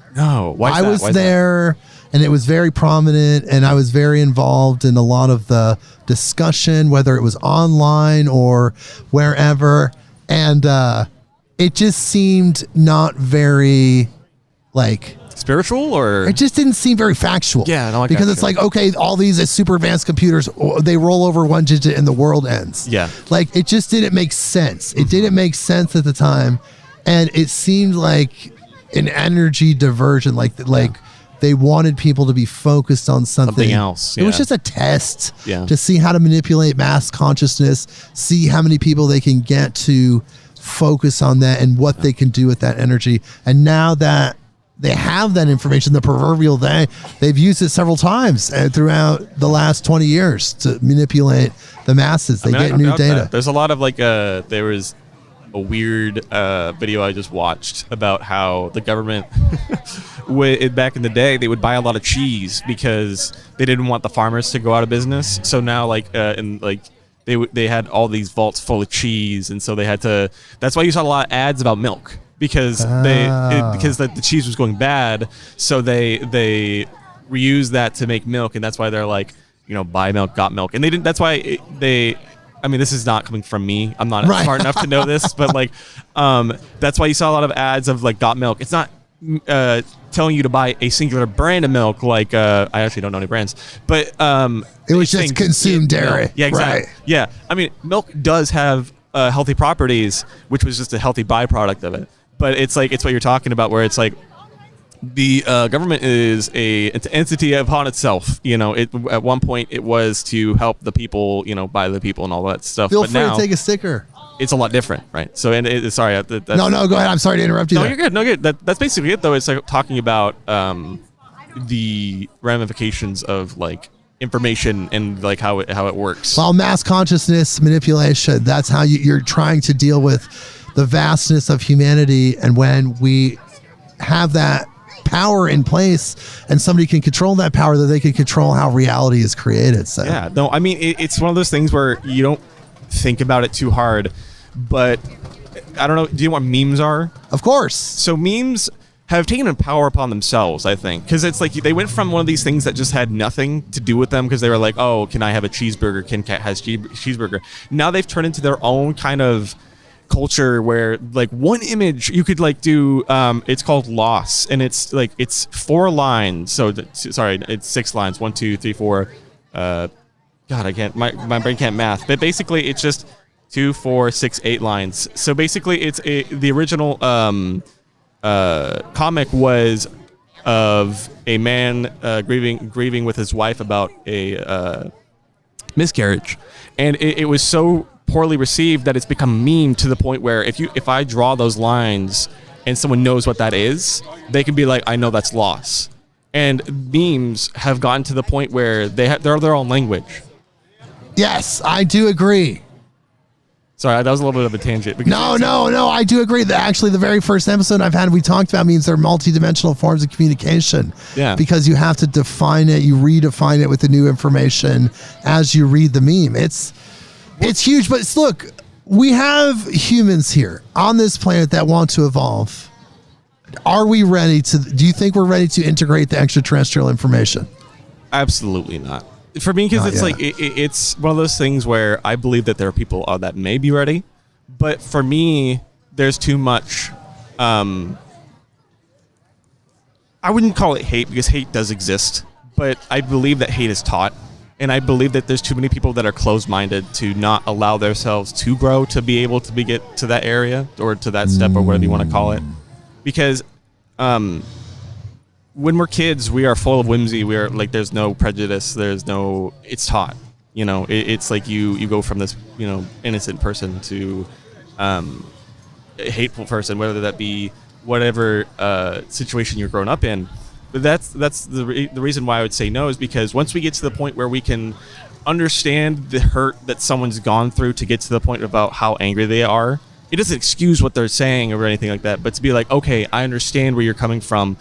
That's not correct. Let's help you see that and work with you, not to demean you, but to be able to get to that place, hopefully someday. But we're not there yet. We're getting there. I believe that there's a lot of beautiful people out there that are like that, where they say, let's work together. But then there's also a lot of other people that just go, no, I'm not going anymore. So if they do show up, though, and if they just showed up en masse, you looked up, there was thousands of ships, would that be enough to break people out of that spell? Because that prejudice, those things that they're taught, it's a spell, it's black magic. I wish you break the spell. Could that lift the spell? 100% no. It's you would have to look at the small scope, because right now what you're talking about is really big scope, right? Because it's they come in, oh my goodness, it's amazing. I believe that would bring a lot of people over. I believe a lot of people would be oh, that makes a lot of sense, finally an answer. But then there'd be people that'd be no, I understand that what you say is in the sky, but I don't believe you. I know that's kind of dude. We've just dealt with that the last 3 years of people seeing things and not believing it's right in front of their face. They have to, can't even admit it. So it's like I would love to think that. I would love to think that, like, you know, they come down and then I'm just like, perfect. I don't have to worry about anything else. But like, it's one of those things where it's because we would have to have a longer conversation about how the government has like used information to like make people rooted in their ways, right? But there's something bigger than government that can transcend that. It's the divine. It's going to smash all that energy. Programming's hard because once you're programmed a certain way, it's hard for you to go against it, right? So it's like you can see the most beautiful thing in the world, but if it goes against your teachings, which are whatever that be, like rules, religious, cultural, whatever, governmental, because you're gonna be like, no, that's wrong. And even if it's the best thing in the world, you're still gonna be like, no, I shun this, and it's gonna take you time to get there. So it's like that's one of those things. Yeah, I think if enough of us wake up, hopefully that'll happen. I agree. So I've been here enough. So I'm gonna. Give us one more hopeful message before you go. Send something hopeful out to the world. The hopeful thing that I would post out there, and it's something that I've struggled with a lot, is that it doesn't matter if you are alone, your life matters. It doesn't matter if you fail 1,000 times, you are still worthy of love and self-love and everything in between there. Wow, that's a great message. Well, thank you, brother. Of course. Tell me your name again. My name's Josiah. Josiah, that's right. Thank you, Josiah. I really appreciate you being on the show. Of course. Thank you for having me. Yeah, man. And we've got yet another one. What's your name, bro? My name is Scott. Where are you from, Scott? Eugene. Nice. You came up for this show. Yeah, but my Mandalorian name is Kazuto Anyo. Kazuto Anyo. Are you a person that believes Star Wars is their religion? Like they believe the Force is real? Part of it, yes. You know, it was created by Joseph Campbell with George Lucas, one of the greatest mystical spiritual teachers of all time. Yeah, it was first created as Will of the Willows. Really? Yes. George Lucas's very first draft. Yeah, his very first draft of Star Wars. Will of the Willows. Yes. Do you think that was part of a disclosure program to help us kind of integrate the idea of extraterrestrials? Quite possibly. But, I think, UFO and this whole phenomenon has been around long before Star Wars, Absolutely. With the landing in Roswell and all that. Well, there was even alien crashes in the Old West where they wrote articles about them long before there was even anything related to extraterrestrials. Yeah, well, yeah, that. And if you look at some of the ancient Egyptian and Mexican pyramids and stuff, I don't know how they're all similar and related, with the pyramids and the symbolism and everything. Yes, humanity has a history that's been unfortunately lost or hidden. What do you think, lost or hidden? A little bit of both, I think. Interesting. But are we ready now for the knowledge of extraterrestrial life being real as humans? I think we are, but the thing is, during the pandemic, they did release that there has been UFO Yes, sightings. I know. It was kind of hidden due to the pandemic. Right. They timed it perfectly. Yeah, just kind of snuck it in underneath there where people were kind of, slightly distracted, We did report on that on this show as it happened. We talked about the disclosure things, the various videos, the congressional hearings that were happening, but it didn't really make any waves as much as anything else. Like people talked about it, it was interesting, but then they moved on to the next thing. Yeah. It's just, I think there's some of the people out there who, believe in UFOs and stuff and who are interested in research believe that space is so big. We can't be the only intelligible life we're not. in the galaxy. Drake's equation, they proved it mathematically. And we cover a lot of the exoplanet discoveries that have been happening with the James Webb Telescope. And some of the planets that are out there are just mind-blowing. Of course there's life out there. We just have to evolve. We're just kind of in the halfway point between caveman and Star Trek, probably. Yeah, well, if you take a look at the first Contact Star Trek. Yes. It's maybe we're being watched. Or wait until we're ready to be contacted. Yes. But here's the thing: they're not only physical beings, these extraterrestrials, they're also non-physical, and they're communicating with people through consciousness. And these people are channeling extraterrestrials, and they can move their consciousness out of the way to allow this other consciousness to inhabit their body, and that other consciousness is speaking through them, giving us information, very valid information. Yeah, I mean, well, you got to also think about the information they've already left us. I know. With the hieroglyphics. Yes. I mean, we've just, I think, scratched the surface on. They're still finding stuff like the tunnel system underneath the pyramids. Right, I did hear about that recently. So you're saying that there could be some very deep cosmic information still locked up in code form within the hieroglyphics, within the other things that are found in ancient structures. Yes. Especially since recently they've blocked off all those tunnels to public access. Oh my God. From an article that I read, which I don't know the true source of it, but they've blocked off the public to those catacombs that are underneath the Giza Plateau. What is the purpose of that? Just information control. Why do they not want us to know about our history? Would it destabilize things like religion or not? It seems like people would just kind of slough it off. I think part of it is that, like any discovery, you want to make sure that, okay, you get these scientists who are researching. You don't want Joe Public coming in or even outside sources to,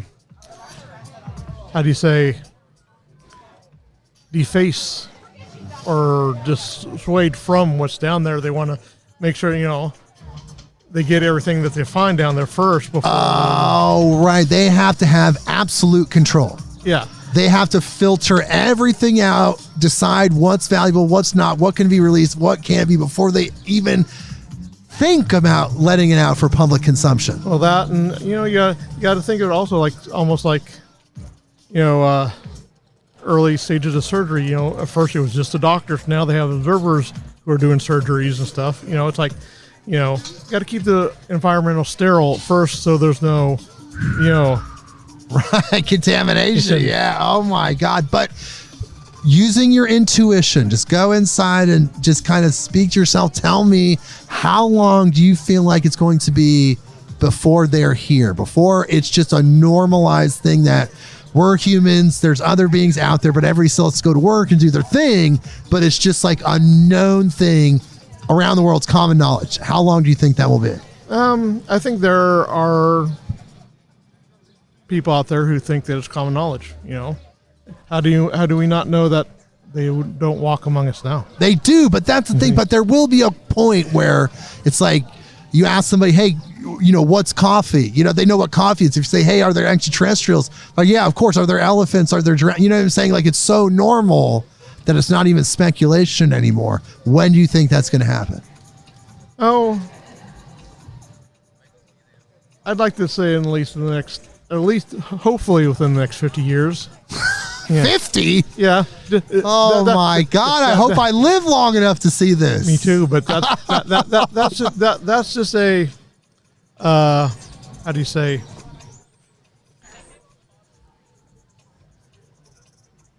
A wide spectrum, to cast a wide net on it. Just it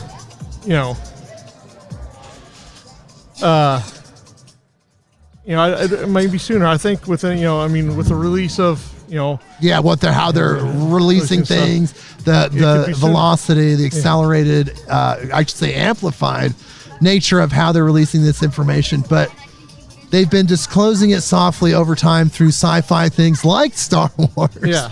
And we're almost there. Yeah. We're just almost there. Well, to take a quote from Men in Black, people have person as a whole is smart, but people as a whole, that line from, the line. I do know the line. Yes. Overall, essentially the gist is overall people are not there. They're not intelligent.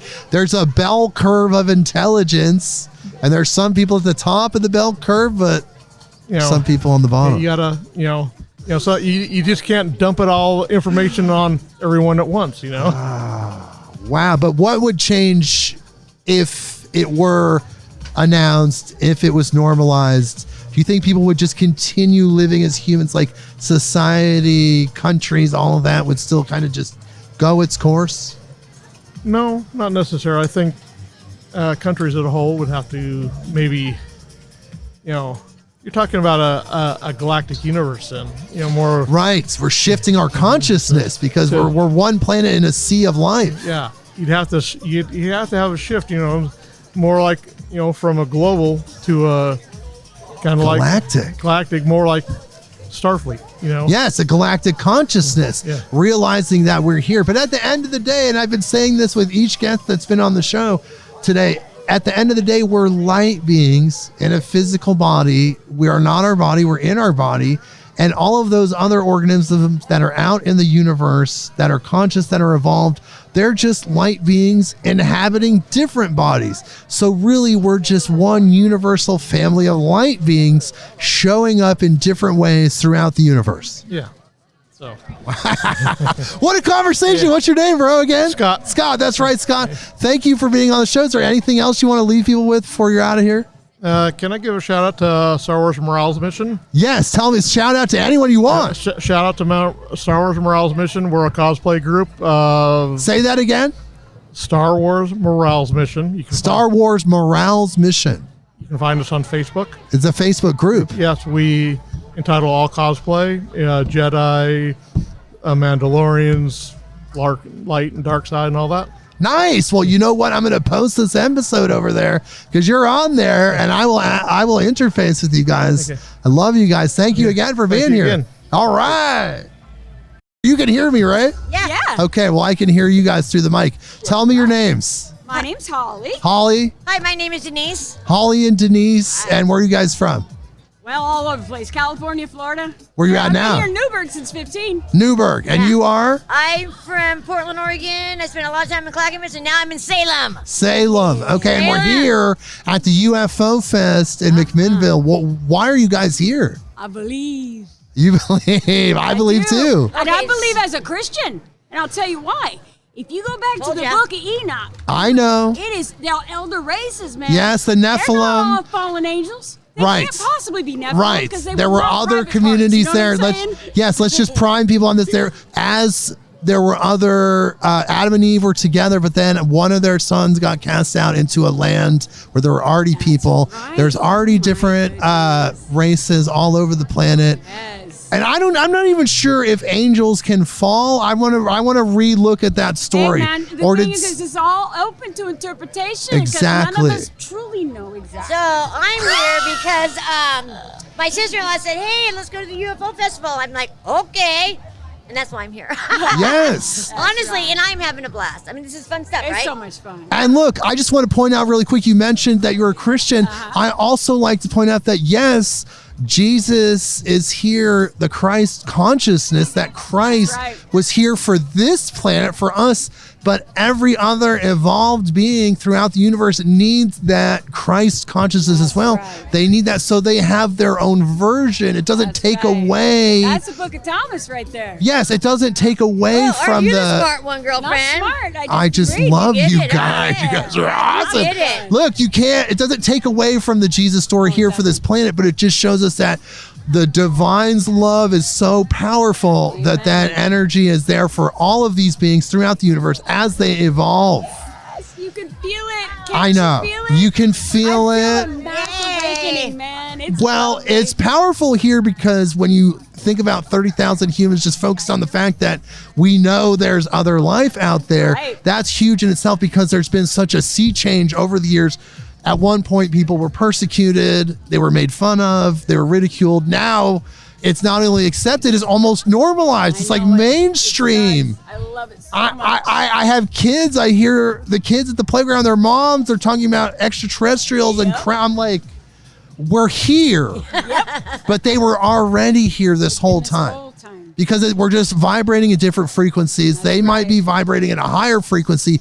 As we raise our vibration, we can meet them where they're at, and they'll be like, hey, we were there watching you in the bathroom the whole time. No, I'm just kidding about that. Tell me more, though. So what do you think about channeling? Because there's other types of extraterrestrials that don't even have physical form in their consciousness. That's all her. She's No. in I wouldn't go there. I had some astral projecting experiences. I got to be real careful with that kind of stuff. I don't do that stuff no more. But What you had negative and okay? Tell me. We'll hold off on that. Go ahead. Just astral parasites. Oh shit. And it got a hold of me, Okay. and then it got a hold of Larry, who doesn't even believe in this Which is kind my of stuff. brother. Well, let's just say he believes now. Okay. Astral parasites. But I keep don't going. leave I'm the sorry. body no more. Holy cow! Astral parasites. But so you have to keep your guard up. But they're there. There are good ones sending information to some of these channels to help us evolve. Yeah, many of them are. And I didn't used to think that. Now, I did originally. And then when I became a follower of Christ, I thought that had to change. And then the more I delved into it, the more I realized, wait a minute, this just spices up the faith. Yes. It pushes away the watered down version of Christianity, the weird, oppressive, Yes, patriarchal, all of the that. enemy created that for a purpose, to Yes. divide. So, because there's a negative and then there's a positive, a light and dark, no matter what, right? Right. Whatever you want to call them. So I think that if we can all just, since we're waking up no matter what, it's supernatural. We can't help it, right? Right, and- so it's all about it's all about subjective truth, but I believe that there is one objective truth, and that's God. And I believe there is no way He only created us. Exactly. And we're all moving back to love. We're all moving forward. Life is for expansion and fuller expression. It's never for retraction. There's no doom and gloom. There's only growth. What you Only if said and what want you it. said. Yes. Only if you want that kind of thing. You know what I'm saying? But you guys got to go. Oh, it's incredible. I love you guys. It's been awesome. Incredible conversation. So Be in the radio? yeah, you're going to be on the show. Take a sticker in a couple weeks. Just check the website. I'll stay in touch with you guys. Oh, wait, we'll get a picture of us. Wow. Yeah, we're on the website. These powerful ladies bringing the Christ consciousness energy into the show. Okay. We've got a space goddess here with us. What's your name? Cloud9. Here you go. Let's go a little bit closer to that. Cloud9? Cloud9. Nice. I like being on Cloud9. It's a great place to be. It is, especially when you're a cow. Like, it's even better. Are you a cow that was abducted by UFOs and brought back here? Yes. It's been quite the journey, but I made it back in time for UFO Fest. Did they give you an upgrade, a consciousness upgrade, an implant, or anything like that? Or did you just take some parts? I tried to get into the lounge area. They didn't quite let me in. Oh, so what do you think? Extraterrestrials, they're here now, right? With us? I mean, I wouldn't be here if it wasn't for them. They gave me a ride here. So Oh my God. This is incredible. So I can't believe I'm actually interviewing an abducted cow that was brought back to this place for this festival. Can you believe there's 30,000 humans here? No, not at all. But you know, I have seen a couple other cows. So What is up with that? Let me ask you this. Yeah. What is up with the alien extraterrestrial fascination with cows? Why do they want cows so much? Why do they take parts? Why do they take blood? What is the deal with that? who says they take blood? We're just really good friends. It's like my cousin Do Jed over you let them borrow organs and some of these vital parts that seem to be missing at these cow abduction sites where they come out and they're like laser, like where did those organs go? There's like laser cuts. Are you just like letting them borrow that so they could clone you? Or they miss you so much they drop you off? They're like, look, take this part of me, you can clone me, and that way you'll have me, and then when you come back.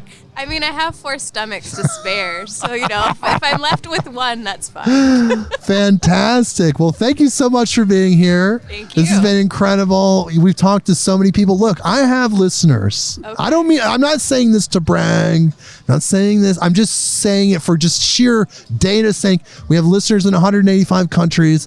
There's about 50,000 people coming every week. Do you have a message for these people? Look, this is your chance to talk to the world.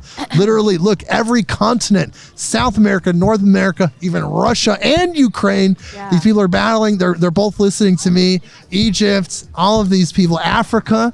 most of the countries in Africa. What do you have to say to these people? Australia, Japan? We're just going to keep it super simple. Okay.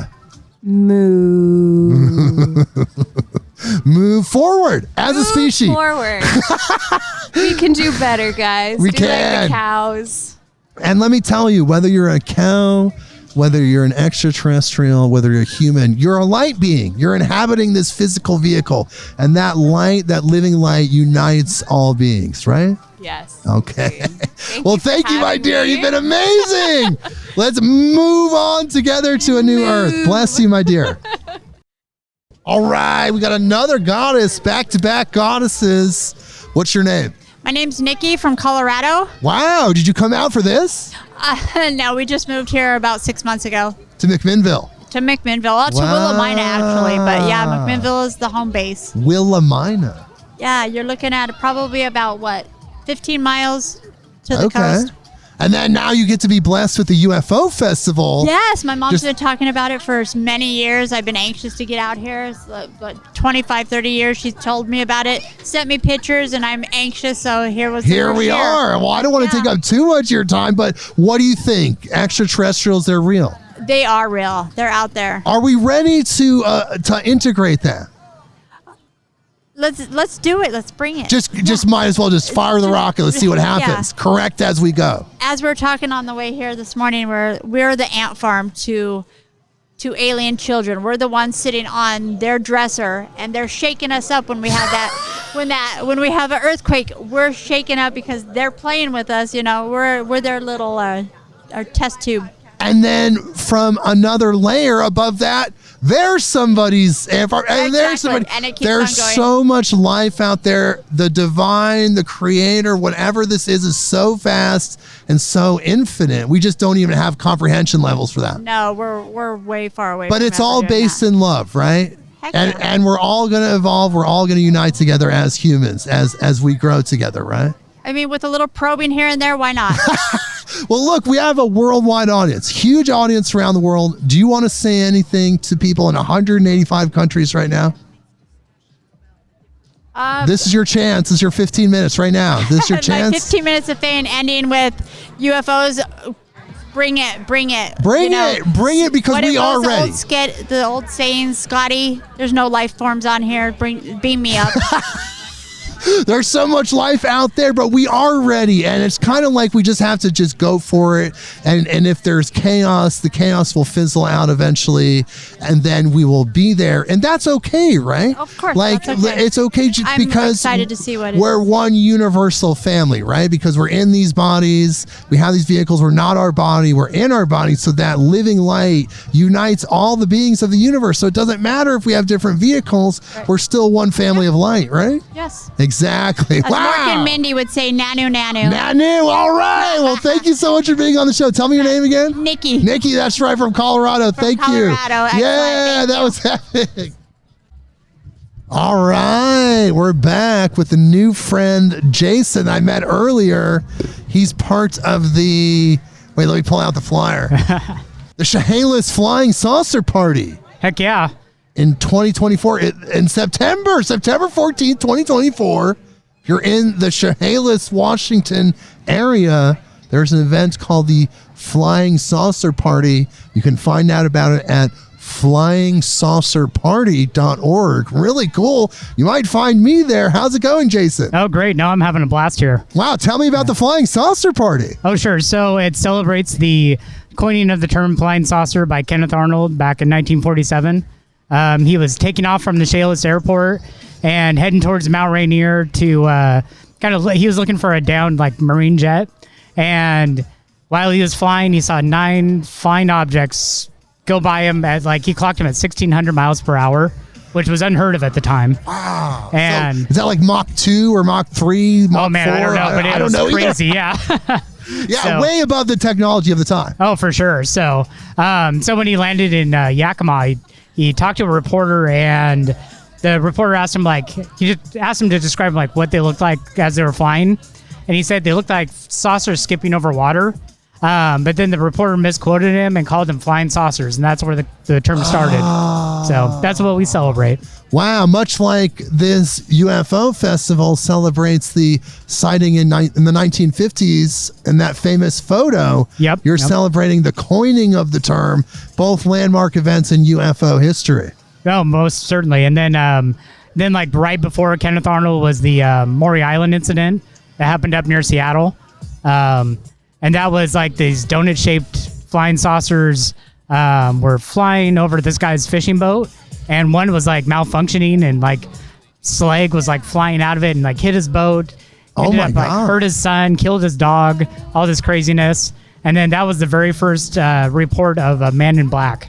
So wow, soon after, a lot of history there. Yep.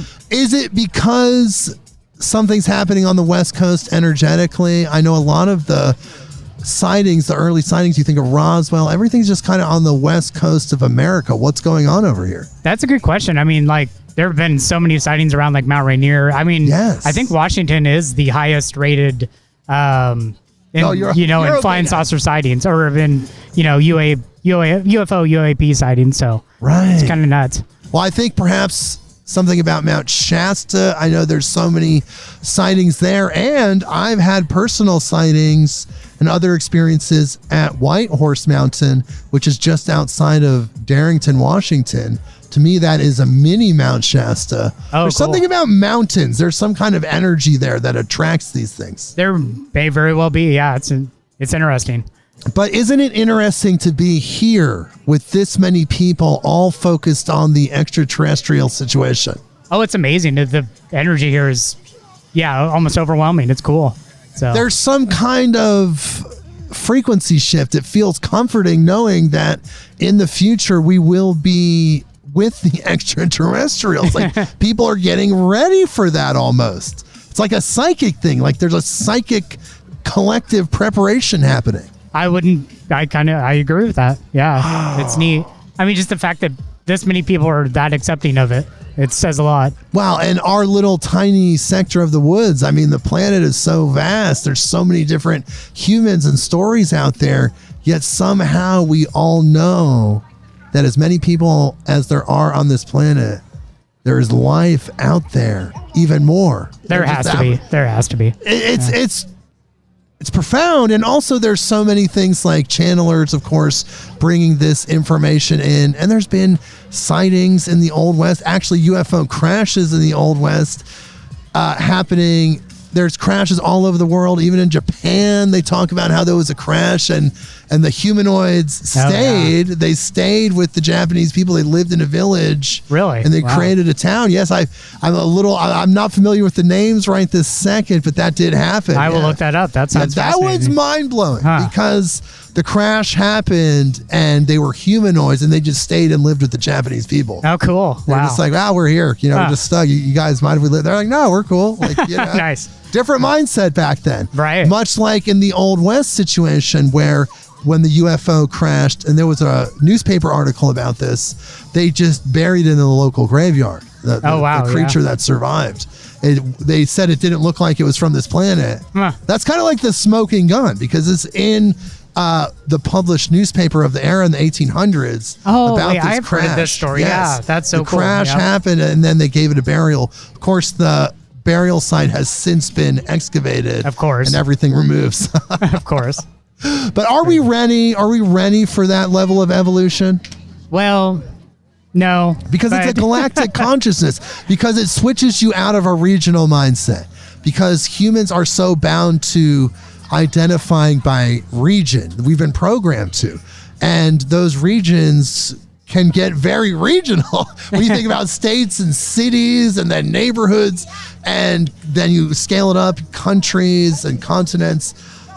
But when the realization that there is life truly out there, it's truly realized, we will then switch out of that. We will have to into a planetary consciousness where we're truly just identifying as Earthlings, like we're from Earth. I mean, I think that'll be a great step in our evolution. We'll have no choice but to, shift our gears, and I think that'll be a good thing. But we're not collecting. I don't think we're there yet. But we're not there. But in my there's opinion, indicators of movement. At least there's a forward progression.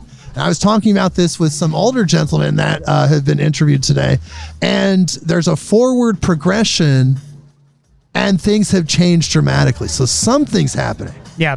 No, I mean, I think we'll get there, but it just takes a little time and energy and, just a different way of thinking. Yes, the average guess on with the different people that have been on the episode today has been between 10 and 50 years. That's kind of the scale. Huh. How do you feel about that? I'm a little farther. Well, yeah, I'd say probably in that range, like probably farther out, a little closer to 50. But yeah, so. But I mean, I'm wishful thinking, I hope. Yeah, I know. It's just really interesting because we know that there's been crashes.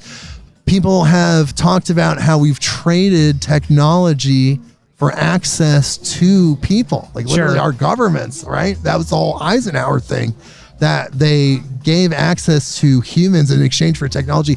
All of this is here. It's already happening in the now. Sure. Which I think people realize that it's probably there and it's happening. But once we actually see an alien and make first contact, I think that's when the shift will really take place, So tell me more about what you guys are doing and what else is happening in your guys' world. Oh, sure. So it'll be September 13th is the Northwest Flying Saucer Film Fest. So people are submitting films, all locally made between Oregon, California, Idaho, BC. So like music videos, independent productions, anything, claymation, animation, you name it. So this isn't like filmed UFO footage, the best of the Northwest, and you vote on. This is actually like fictional context situations. Sure, and it could be documentaries and stuff too. So anything related to UFOs. Exactly. Yeah. So this is the Northwest UFO Film Fest. Yep. Wow, and where's this taking place? And that'll be at Chehalis at the McMinnville Chehalis Theater. Wow. And that's Friday the 13th, September 13th. So. Well, let me tell you, people, guess where I will be September 13th, because I'm based out of Portland, Oregon. Nice. So it's not that hard for me to get up there and come see you guys and check this out. No, please do. And then the 14th, it'll be, we'll have probably over 20 vendors. It's all in support of the Lewis County Historical Museum. And so we'll have exhibits at the museum, speakers at Chehalis Theater, live bands, and a small parade this year. So. Wow. So pretty fun. That's amazing. Yeah. Well, it's been a great conversation. Is there anything else you want to talk about? Is there anything you want to send out to people? Look, we have listeners all over the world, 185 countries. Wow, nice. It's huge. We got about 50,000 people listening every week. What do you want to send to those people? What do you want to tell those people? Guys, well, keep looking up and hope for the best. No, please believe in the future. And I think if we do make contact, I think it'll be a good thing for us. So yes, we are ready to evolve. So totally. Thank you, Jason, for being on the show. You'll be. Well, I have a feeling we'll talk more. I hope so. Yeah. Time progresses. Right on. Thanks. Bless you, my friend. And here we go again. What's your name, bro? My name's Derek. Oh, here. Actually, feel free to take that off the stand. You can just go ahead and. There you go. Sure, yeah. There you go. Yeah, sure. My name is Derek. I'm here visiting probably for the 15th year in a row. No way! Yeah. Where are you from? We're living in Albany, just south of here. Okay. 15 years. Well, what brings you back year after year? It's just something fun to go to. You get fantastic art, you get good speakers, lots of good places to eat. There's a sci-fi film festival, which is fantastic. Really, like the classics of sci-fi, independent sci-fi, or new sci-fi, or they're short films done by independent people. Oh, damn! Yeah, they put them all together. It was at a local pizza joint and movie theater here in downtown, but they had a fire last year, so this year it's going to be in the library. Okay. So, yeah. Yeah, it was kind of random. Luckily we had last year's, and then I think a month or two later it caught fire in the summer. So I bet those films are amazing because each person feels like this could be their big break, right? Like if the right person sees it. Well, yeah. They're But, I think there's like a cash prize or something, and there's even that incentive, and people vote for it, so it's a lot of fun. Nice. And tell me though your interest in aliens. You know they're real, right? Well, yeah, I think they're real. I don't, I'm not positive they have a presence on Earth, but I mean, there's so much evidence that people have witnessed things that can't be explained other than maybe a probe or something. And I mean, just to deny that there's nothing is I think disingenuous. But tell me more about how you feel about 30,000 people being here focused on this. Doesn't it make you feel like that there's a change coming, that there's something in the air? I think there is. I think that people over the past 20-some years has just kind of grown tired of what the government tries to put out. Tell me about it. And I think there's so much more evidence coming from private citizens and scientists that say, well, you keep having these programs and you open them and then you shut them and then you open them and then you shut them. You say there's nothing there, but they go to such great lengths to hide everything. And like, what are they trying to hide? Yeah, it's like if there's nothing there, why are they trying to hide something? I mean, they could just come out and say, "Yep, that's real. We've seen them. We've gathered stuff, and whatever." People would go on about their lives, right? You feel like people would handle it? I think they would. I mean, look at all the stuff we've handled in the last 25 years. I mean, last 5 years. Yeah, I mean, people are going to say, "Okay, cool," and then just move on about their day because bills got to be paid and all that kind of stuff. I mean, it's not. There's people out there who think that if it was disclosed, like there the world would just be would stop. Yeah, there'd be like riots in the street, and people would break down. And I don't think that's true. I think a lot of people would just go about their daily lives because they don't have any interest in it. Exactly, because it's not necessarily in their localized reality. It may expand their consciousness though a little bit. Like it may pull them out of kind of seeing other humans as, the other. Like it might strengthen some sort of connection, some sort of bond to say, okay, we're humans and they're something else. Like, holy cow, let's try to unite a little bit here. Yeah, I think there'd be like a small ripple, and then I think over time, as it seeps into the consciousness of every corner of humanity, that it'll be like a slow burn. It'd be like a slow burn, So like for us, it may not be a big deal, but maybe a generation or two from now, it'll be such common knowledge, and people are going to be like, maybe you need to work hard to get up there and go visit some neighbors or something. Well, exactly, because they don't want billboards in space. They want us to kind of move past that, and then they'll let us out. You know what I mean? Yeah, I mean it would be a big deal in the long run, but in the short run, I don't think it will be, just because everyone's so wrapped up in their own world. Right. But I think we need something to move humanity on a little bit. That is true. We need something to push us into the next chapter because we're kind of in a little bit of a stagnancy right now. Yeah, and I mean, we've probably been that way for the last, 50 years. I think during the space race in the 50s and the 60s, people were really amped up for it. And then it's kind of just languished since then. And now we need something else to motivate us out there. Yeah, we need motivation. We need to move beyond our horizons. But for you right now, if they came right now, life would be normal. You would just go on with your day, but it would be exciting. I think it would. I mean, it would fundamentally change my psyche because I believe in the truth and I want to know what's going on. But as I said before, I mean, there's still got bills got to pay, still got family stuff, So, I'd have to kind of deal with that existential crisis while doing all the other normal stuff. Well, it would just show us also that we're living beings and we're these light beings kind of in these meat suits, and there's other conscious beings in these other kinds of vehicles, these other suits that they're interfacing with the third dimension with, and it's going to be different, but that light unites us. That light is what makes all of the conscious beings the same. So in a way, we're just one universal family. Pretty much. I mean, we all come from the same Big Bang. I mean, exactly. I don't even know what that is, but it's something. We all got, I think, probably a common origin here. So yeah, definitely. Well, your wife's here with you. I know you got a lot to see, but is there anything you want to tell people? We have listeners 185 countries. Is there anything you want to send out to the world? I would say don't wait for governments to tell you the truth. They're never going to tell you the truth. When have they ever told you the truth on anything? Just, go follow people like Avi Loeb. Go follow these other scientists who are trying to get independent research, because they're the ones who are going to tell you what the truth is, not all the people that's hid stuff for stuff for the past 100 years from you. I mean, and there's a lot of ways to find that information now and find the truth. It's there. Exactly. Don't just trust what we're force-fed by these people that want to just create the reality that they want us to live in. That's not the true reality. Exactly. All right. Well, thank you, man. Right. Incredible discussion, bro. I really appreciate it. You got a sticker. This is going to come out in a couple weeks. Oh, perfect.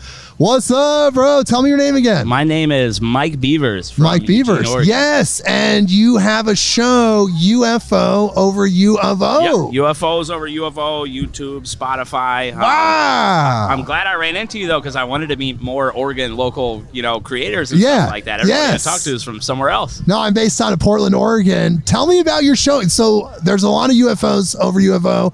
I've seen UFOs in Eugene personally. Okay. But only the kind of really far away kind, but still noticeably there. Something. Tell me about what you're hearing. So I'll say I've talked to quite a people that are local that have seen some stuff. I've actually had people on the show talk about some stuff they've seen locally, like in Springfield, and where they said one actually chased them. Can you talk to Mike a little bit? Oh yeah. Oh, there you go. That. No, you're good. But I personally have seen a triangle formation before. I've seen a dual orb that went and actually came back in reverse in the same direction.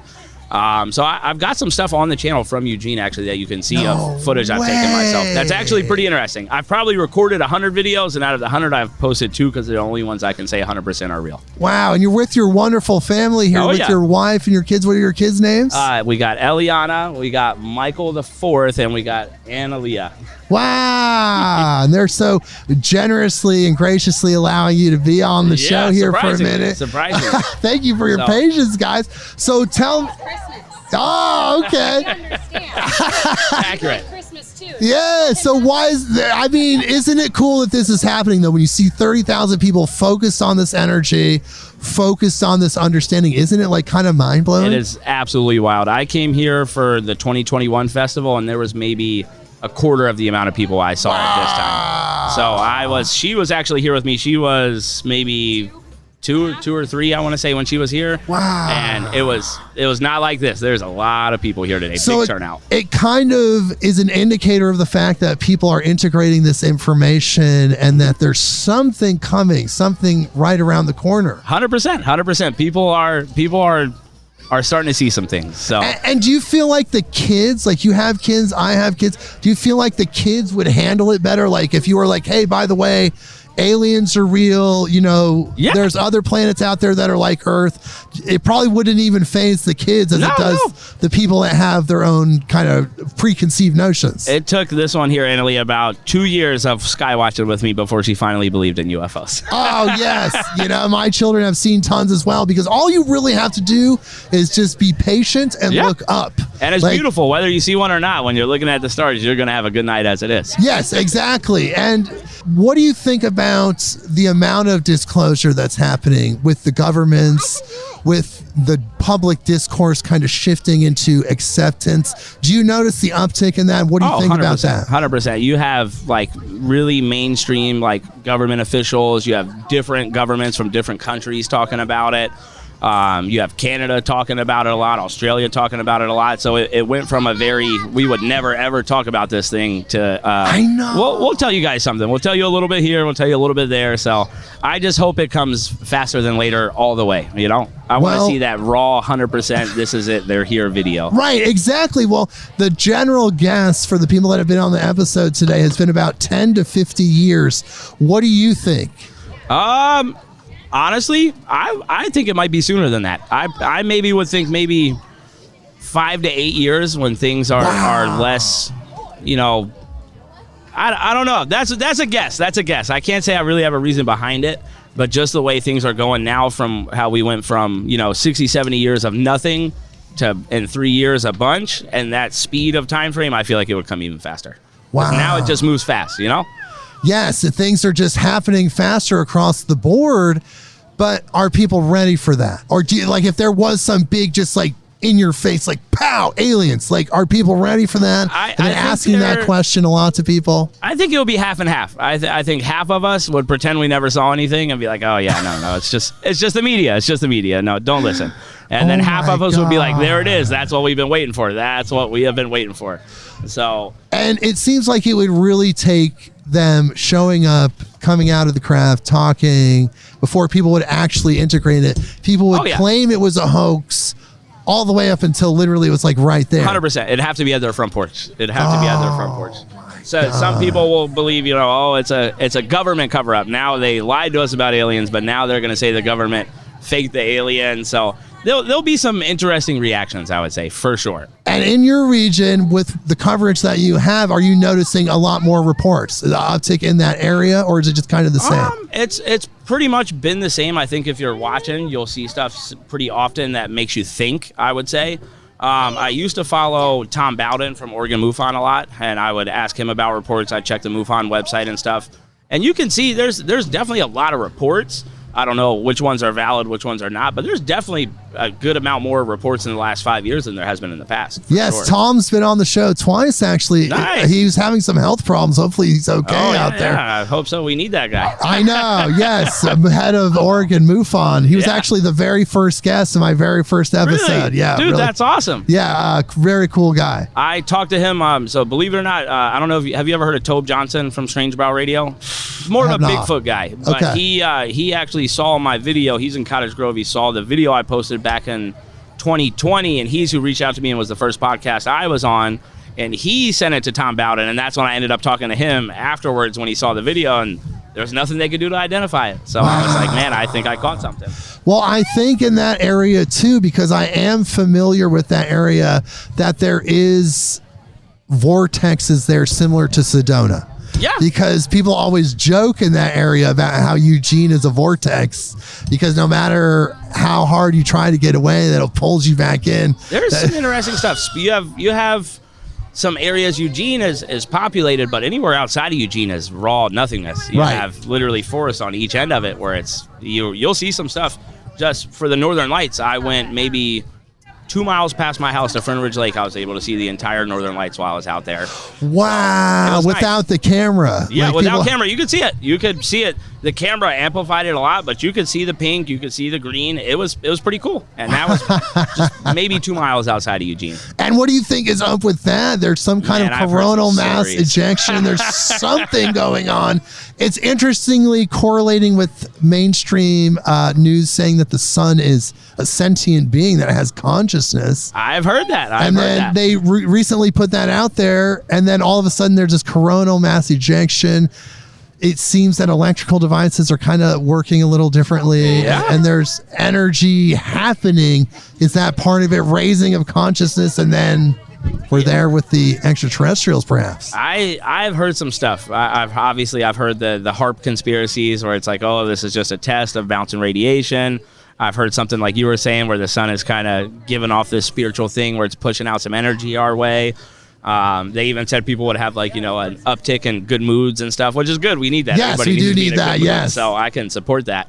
But yeah, it's interesting because it's all these things that are happening that are once in a lifetime events. This is stuff that you don't really get to see. They're like, oh, you get to see Northern Lights once in a lifetime. Oh, you're gonna get to see UFOs once in a lifetime. So seems like stuff is moving fast. Yes, with the eclipses as well. That last eclipse seemed to have activated something for sure. It's very interesting. Very interesting. So well, look, man, I know you got your family here. I don't want to take up too much of your time, but is there anything else you want to send out to the world, to everyone? Hey, just keep looking at the skies, keep watching, and post that footage when you get it. And tell people your YouTube channel again. UFOs over UFO. Or you can find me at Oregon UFOs on Instagram.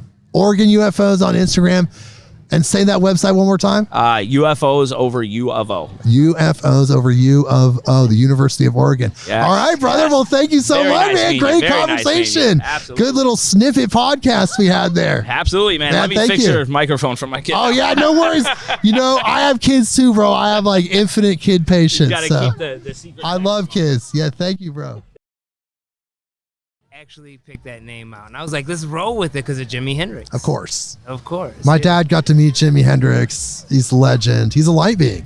That guy was incredible. Oh yeah. Awesome. He was an extraterrestrial. He was a star seed. Oh yeah. He was one of those people that took on a human consciousness to do light work in this dimension and be this being Jimi Hendrix. No one could play like him. His love, the vibration that emanated from that dude was like, all of it. It was just pure. That's why he was just fizzled out. It was too bright. Hey man, you know I've done music. My uncle is still a musician, Idris Akamor.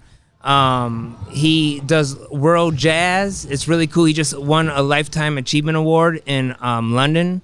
So shout out to him. Dang! And what's your name, my friend? Cameron Baker. Cameron Baker. I'm Jake Weaver. It's nice to meet you. Nice to meet you. And I met your wonderful son Hendrix over here. We had a great conversation. Yeah. And is this your first UFO Fest? This is my first UFOs, but I always talk about it. You're going to be famous, Dad. I love that guy. Yeah. Look, when he's got so much support for you, it's almost going to make it happen. Yeah, He's got the power. Always, yes. So what do you think about this many people coming together with the understanding that there's so much life out in the universe, that there's literally infinite life out there, and these people get it? So I'm going to tell you something. I'm going to share a story. Yeah, share, Can I do please. that? Yes, of course. So when I was probably, have you watched Unsolved Mysteries? Of course, yes. Robert Stack, dude. Yes. Have you seen the latest one when they talk about the aliens out in Michigan, Detroit, Lake Michigan that flown over, and there was all these lights, and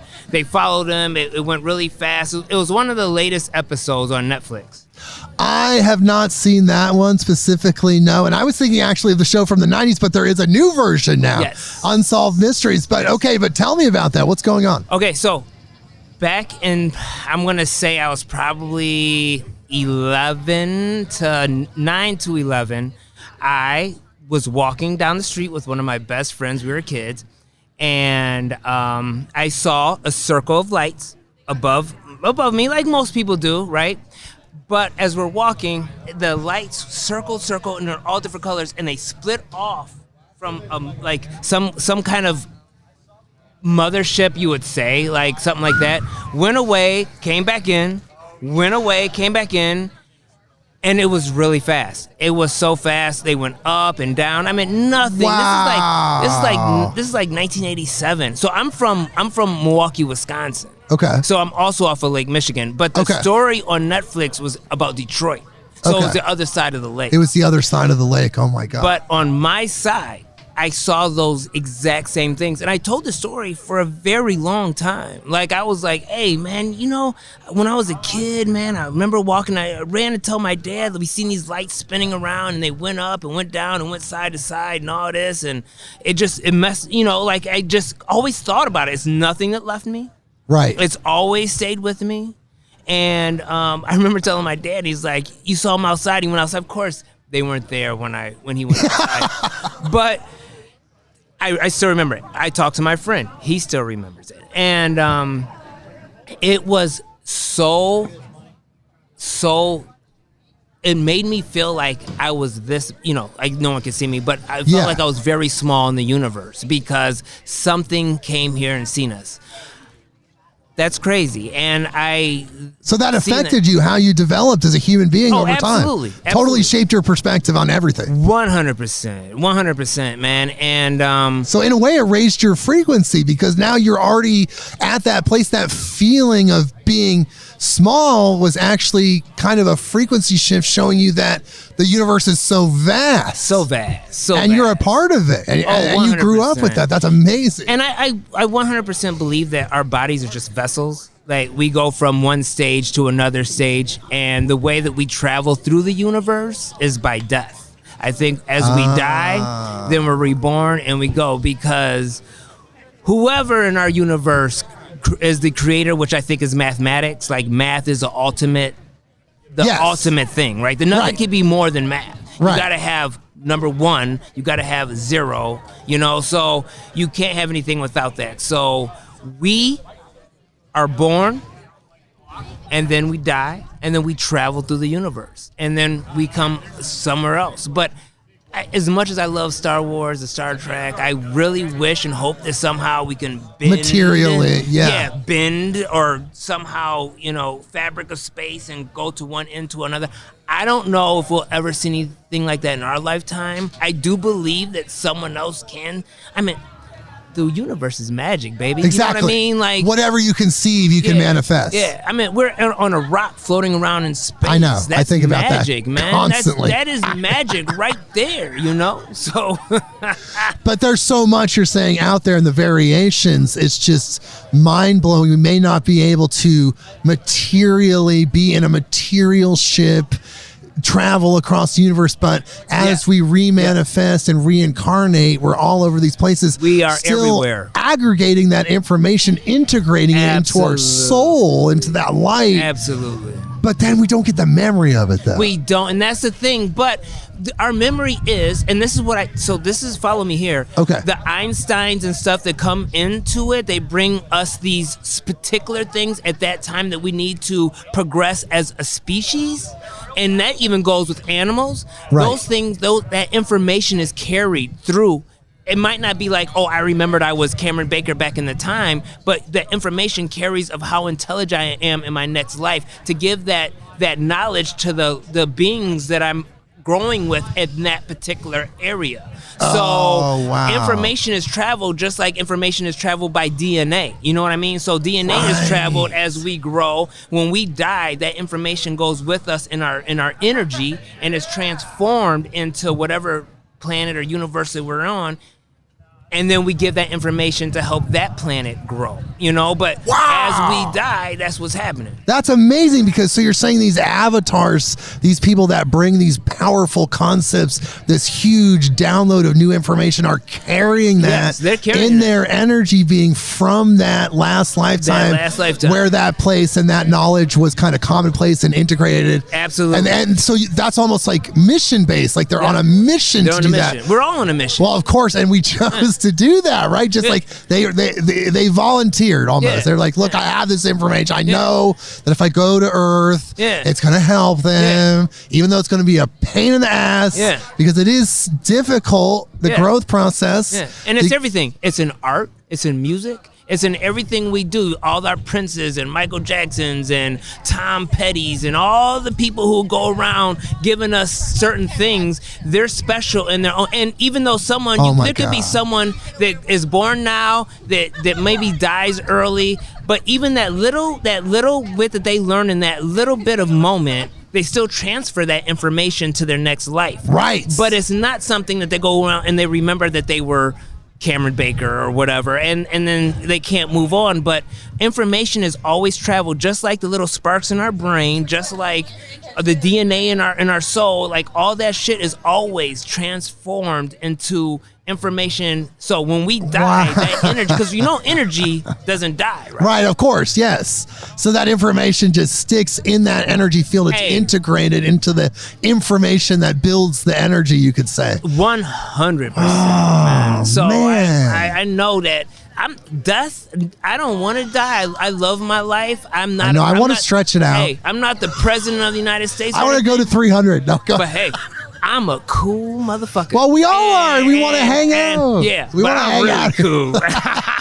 But you are cool, actually. Well, when I get to my next life, that coolness vibes onto that next planet, and they be like, "Oh, who was this? This dude's super cool," And I take that kind of energy with me. Yes, I agree, and that is a beautiful, beautiful perspective. Yeah. I would like to meet an alien as well. Yeah. Like, in addition to being, I would still like to meet one. Oh, wouldn't you like to interface and be like, oh my God? You know what's so funny? I never thought that I would see a black president. I never did. Honestly, I'm 48 years old. I never thought that when growing up that every president I seen up until Obama, I was always white. And I'm not, this isn't a race thing, but I never thought I would see that. Okay. I did. Evolution happened. Hey, so possibly I will see someone from another universe come into our universe, and boom, I would love that. I would love to see an alien, man. I want to know the ultimate question: are we alone? Right. No, we're definitely not. We know that. We know it, but it's not a fact. It's a fact of like come on, we're here, right? Yeah, it's a mathematical fact. Like you were saying, math, you're talking about Drake's equation. Yep. Mathematics being the core of everything. Mathematics says there is. Right. And we're here, right? Right. So we know life exists. That's a fact. That's a fact. We're the fact that life exists. Now, being able to see it from another perspective, from another view, that is going to be extremely difficult because space is so vast. It is. And we have to figure that out. Now, I what I saw back in the 80s was real. And I don't know, but was that a being or was that like what we do, throw satellites? And they threw some kind of satellites here, took a sample, and now we won't feel that sample from the 80s until, 2080 or something. You know what I mean? And right. Like time travelers, perhaps you're saying, or some sort of situation. Yeah, just on the distance part, right? Just the time on the distance of that information they got from the 80s might not even got back to them yet. Oh, my right? God. Think about that part. So they might not even be able to move from what I seen for his children's later. You know what I mean? Wow. Yeah. That's super powerful. But really, the biggest thing is that because we are these light beings in these physical vehicles, we're not our body, we're in our body. All of these other beings that are out there that are in that vehicle, like I was saying with other people, are that same light. Same thing. So I feel like that's the uniting principle. That is. That unites all beings, all life, and that's how we can build bridges. Absolutely. Because truly we're one family. We're one universal family of living life. Can I say something about that? Of course you can. I hope that's the case. Unfortunately, us on this one planet of different colors and races and language has us separated and divided just by water, by borders. And we having a hard time being kind and nice to each other here. And we have a lot in common, right? We know we are all the same species, but we can't even get along with each other. How are we going to get along with someone from a different world? Yes, I think that's part of the reason they're waiting. Yeah. I think that's part of it. Well, and that's the thing, just to add to that, Cameron, is that I just feel like perhaps that awareness that there really is something else out there might help us get our act together. I hope so. It might help us be in love with each other didn't again. Reagan say that he would think that at some point if an alien race came here and dropped some kind of thing, Reagan said, well, hey, I would think hopefully by then we would all come together for that principle, or an asteroid. It could be an asteroid, where we have to come along and be something. Go ahead, say something. You want to say something, Hendrix? Well, I'm pretty sure we did come from Mars, because there is this thing that this thing on Mars that This is my son, y'all. Yes, this is Hendrix. That nuclear bombs create on Mars. So I think there might have been a nuclear war on Mars, and then we had to restart life on Earth. Yeah, that was a movie. That's a prevailing theory. Look, yeah. let me tell you about this. Hendrix is onto something, because there's been remote viewers that worked with the CIA, and the very short version of this is that they were able to remote view 1 million BC based on these coordinates, not knowing it was Mars. And what they got from that information is that we did initially start there. There was some cataclysm, and we did eject there to come here. Yes. Which is why there's different environmental situations, like our sensitivity to light is different here than it may be on that place. Sure. Yeah, possible. Yeah, I know there was an asteroid that blew off the atmosphere, as they say. I don't know from what people say and not, but I do feel like human nature is a good thing. Yes. Right? And we're love beings. We're not trying to lie. I know there's a lot of conspiracy theorists out there that want to be like, oh, everything that the government says is opposite. But is that necessarily true? Or are you just being against it just to be against it? And that part makes me nervous, because I want to trust my mom and dad. Then I want to trust my friends. But then I want to trust my fellow neighbor. And then from my fellow neighbor, I want to trust my community. And from my community, I want to trust my, state. And all that, and so on and so on. So we hope that we have it, that we can be enough, trust each other to talk to each other and tell the truth. But if we're always looking at it as you're not telling the truth, then we'll never be able to. We'll never be able to get anything. We'll from never it. be able to get it, and that's the thing that we need to come out. But man, it was nice talking to you. Oh my God, Cameron! I know that was incredible, dude. Yes, Hendrix. Thank you so much for being on the show. That was epic. High five, bro. All right. Well, I'm Jake Weaver. What's your name, bro? Hey, my name is Tennyson George. Tennyson George. Yes, sir. I am the founder and CEO of Tenitech Solutions. Tenitech Solutions. Okay. AI-powered devices for unidentified aerospace phenomena investigation. Whoa, what is this about? Tell me everything. Yeah, I would like to tell you everything about these Please. AI-powered devices, basically. So basically what we are making is multi-node sensors. These are sensor devices such as magnetometer sensor, radio spectrometer sensor, radar sensors, right? And we also got cameras that can... Here, talk to the mic a little bit more. Yep. There you go. And we also have cameras that can view object in the both infrared and visible light spectrum also as well. Really? Yeah. So you're creating these devices to find these things when they happen, the UAPs, and you're searching for them. They have all the equipment, they have all the technology to give you the most information about what they could be. Yes, exactly, right? So that's exactly what our aim is, right? Is we want to capture more data, right? More data about these things, right? When we see an object in the sky, we want to be able to identify it and characterize it, right? We don't want to just say, oh, it's a plane, it's a bird, or maybe it's Superman, right? We want to take out all those, the usual suspect, right? We want to label the usual suspect, and our device now will be able to surveillance the sky and tell us the unusual suspect to go about investigating. Oh, so it's always monitoring as well, and then if it picks one up, it goes directly for it and it gets the information. Yep, exactly. So are you hoping to deploy this technology to governments, to the private sector? What's going on here with that? Yeah, we are hoping to deploy this technology to civilians, UFO enthusiasts, people that really want to believe, or people that have ideas about these things, right? That have hotspots, basically, that they want to go to and do their investigations. But also, we are targeting the government, on the government space also as well, because our equipment, right, are actually better than most of the government radar sensors that were on the F-35 fighter jet. Really? Yep. Better than the F-35. Holy cow. Exactly. Our systems are better than those.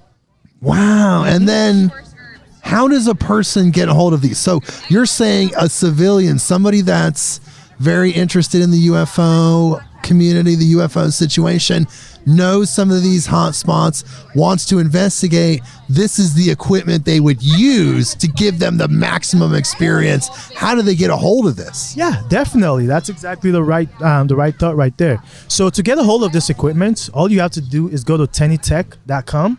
Tenitech.com. Yep, you go over to our website, and right there you have some more information about the equipment. We'll provide you with more information on there. And feel free to take our survey for the equipments that we are currently developing, and we're currently coming up with a beta test, with a beta phase product, so we can give those beta phase to our consumers. So has the technology been realized yet in physical form, or is it just on paper? It's being realized in physical form. It has been. You've tested it. Yep, we've tested it. Okay, and then what kind of data have you got from it? Is it fantastic? Like, is it mind-blowing? Yes, it is. Well, it is very, very mind-blowing, actually. And just to tell you how mind-blowing our technology is, Aero, right, the All-Domain Resolution Office, right, is actually copying what we're doing right now. Yeah. So the government is actually copying and developing the same device that we're doing right now. And this was made on, this was mentioned on CNN. Oh my God. It was mentioned on CNN about the government developing a UFO detection kit, a portable UFO detection kit. So, oh my God. So tell me the genesis of this. Who came up with this idea and why did you pursue this? Yeah, so I was an affiliate of a research project at Harvard, basically. So that's kind of where this. It's a little windy, people. Sorry. Right? It is a little windy. That's kind Here of in where McMinnville, Oregon, in the good old USA. That's kind of where this research started. It really started from a bunch of academics coming together, mechanical engineers, computer engineers, and people from all sorts of backgrounds who are interested in UFOs, who want to go about investigating, a proper way of investigating UFOs, a scientific-led investigation, right? So that's kind of where this device was all made and actually spanned from. So they came together collectively to make this device, and then the device itself was created by who? It was created by collectively. Yeah, it was collectively. And then who manufactured the first one? How did they manufacture that? Oh, we manufactured it indoor. Really? Yep, we did our own DIY manufacturing. Wow. We did our own DIY research. We wrote our own algorithm towards this and everything. Oh my God. That's huge, bro. That's amazing. So then tell me about some of the test situations. You obviously took it out there and you got some information. You had some of these hot spots already in mind. You went there. Tell me about what you learned. Yeah, definitely. So we haven't actually taken it to any hotspot. Oh, not yet. Not yet. We're that early on. Yep, but Wow. we've done a proof of concept with this in what we call a triangulation experiment, basically. Okay. Tell me about that. Yeah, so the triangulation experiment is when you take 3 devices and you put it in a triangle shape, basically, right? Okay. Now, any object that comes into that triangle space, right, is picked up by our devices, basically. So our devices is able to get a pick on that object as it comes into that triangle space, right? As it comes into the camera's field of view, we're able to collect data on that object and take that data, feed that data to all 3 devices, basically, right? And then that data will go through our algorithm for analysis and then spit out the results. Wow. So you're at that stage. And then, okay, so then how far are you away from taking it to those hot spots and getting that other data? Yeah, so that part, we are trying to get to that beta phase where we are trying to mass manufacturing these things and trying to get them in the hands of civilians, basically. Wow. So this is why now we are trying to do the market research. We're trying to get out there, trying to get connections, get funding even. Exactly, right? Yes. Be heard. Get out there and be heard. Like, tell them, hey, we have a device. If you build it, they will come. Yes. And let me tell you, we have a huge spread around the world of listenership. So you're getting out there in 185 countries right now. So definitely. And if you're hearing me right now, visit TennyTech, TennyTech.com for more information, and you can go over there and take our survey. Yes, do that, people. Wow. Incredible. Great meeting you, man. too as well, sir. I'd love to have you back on the show for a full episode sometime. Oh, definitely. I would love to be on this. I'd love to be on the show. Sir. Well, now we're dealing with a hurricane, so I guess we're going to end this, but it was great meeting you. Let's stay in touch. Thank you for being on the show. Definitely. All right, bro. What's your name? My name is Tyson. Tyson, where are you from? I'm from here. McMinnville? Yeah, I moved here 2 years ago now. What do you think about the UFO Fest? I love UFO Fest. Also, my mom loves it too. I thought you were going to say my mom's an alien. Also, my mom's wow. That all makes sense now. She told you to come here. Yeah, my mom's an alien. Oh, I feel like the sun is a UFO. I haven't seen it in so long. Holy cow. How are you feeling about this? Tell me how you feel about the alien frequency. What do you think? Are they here now? Oh, yeah, they're here now. Either they're here now or they never been here at all. Interesting. Why is there such a polarity there? No, it's just either one is scary. They're here. And why is that scary? Explain to me. They've always been here. Why is that scary? No, either they've been here the entire time. They have been. Why is that scary? Let's say that's real. I feel like it's real for me, but let's just say that's real for everyone. Okay. And how does that make you feel? All right, Why is that scary? Let's say they've been here the Entire time. Yeah. Tell me about that. How is that not horrifying? Tell me everything. Tell me your feelings. That means that that every time I saw a sleep paralysis demon, that was probably them. Well, was it them or just some lower astral entity that is also just there? Oh, well then that's like that scares me too, because it's like any time I was like, that guy is schizophrenic, then it might have been aliens. Or that person's reality processing filter got fractured in some way that they're able to process certain information from those dimensions. Okay. But bringing it into this dimension, it's such jagged information that it comes out like, look, they're schizophrenic. They're screaming in the streets. Yeah. We deal that. Can you explain to me that? I can't. No? I wish I could, because here's the thing. We deal with that. Tell me what, something fractures there. There's some kind of fracturing that happens within. Some kind of reality fracturing or something? Something happens in the core processing filter that gives them a certain bandwidth of information that they're not prepared to process. And in that distortion, that processing distortion, they lose their center and have what are labeled as schizophrenic reactions. Now, So when I had the that mushroom trip over there at Grain Station, that scared the shit out of me. Do you think that was some kind of fracturing as well, or was that me just having a bad time? It can go in different directions, because certain people that have either genetic or predisposed to mental health issues can have that exacerbated by these mind manifesting compounds. Do you think I was tapping into something? Or At the same time, look, here's the thing. You can tap into that cosmic consciousness with psychedelics, and you can bring that energy back into yourself. But if you process it through your ego, then you've lost it, because you have to move the ego out of the way. Because if you say it's me, or I'm the only one, or I'm special because of, then you've lost the plot, so to speak, because really it was about the information existing through you and being amplified by everyone else who's receiving that information. And if you can notice it and appreciate the information without the attachment and saying I now gain power by that or something, you know what I'm saying? How people attach, then you're fine. But people attach, when they attach, they lose it. Yeah. They lose it. And then I was just trying to have like a nice time. But do you think that is a way to... Speaking of, can you talk in the mic, bro? Oh yeah, sorry. That's all, no worries. Do you think that is a way to like communicate? Do you think Absolutely. psychedelics is... Absolutely. I've had that incredible... the way, or is that like a way? It's a way, but it's the way that's, it seems, geared towards Western culture, because we need something material, A, and B, something that is fast acting. We don't have the patience in Western culture for the long meditations and weeks of meditation and purification in order to get the information we need.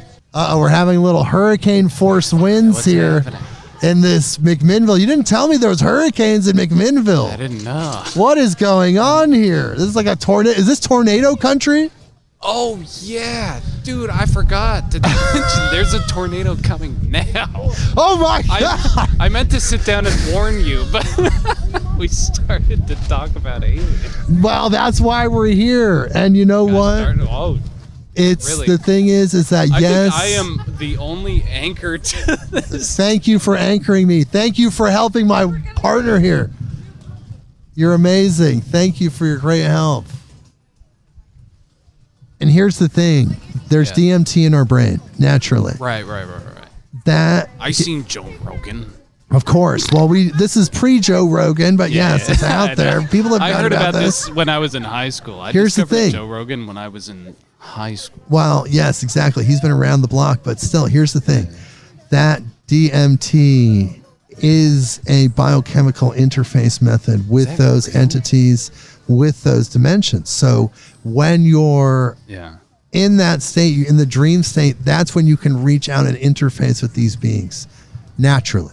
Now, if you can do that through meditation, trigger the DMT in your brain through intense meditation, you can have that same Do experience. mushrooms do that same thing? Too? Supposedly they are molecularly similar to DMT. My mushroom experiences, I don't do mushrooms because they just don't work for me. I mean, they work, but they just. You do DMT? I love DMT, yes. Damn.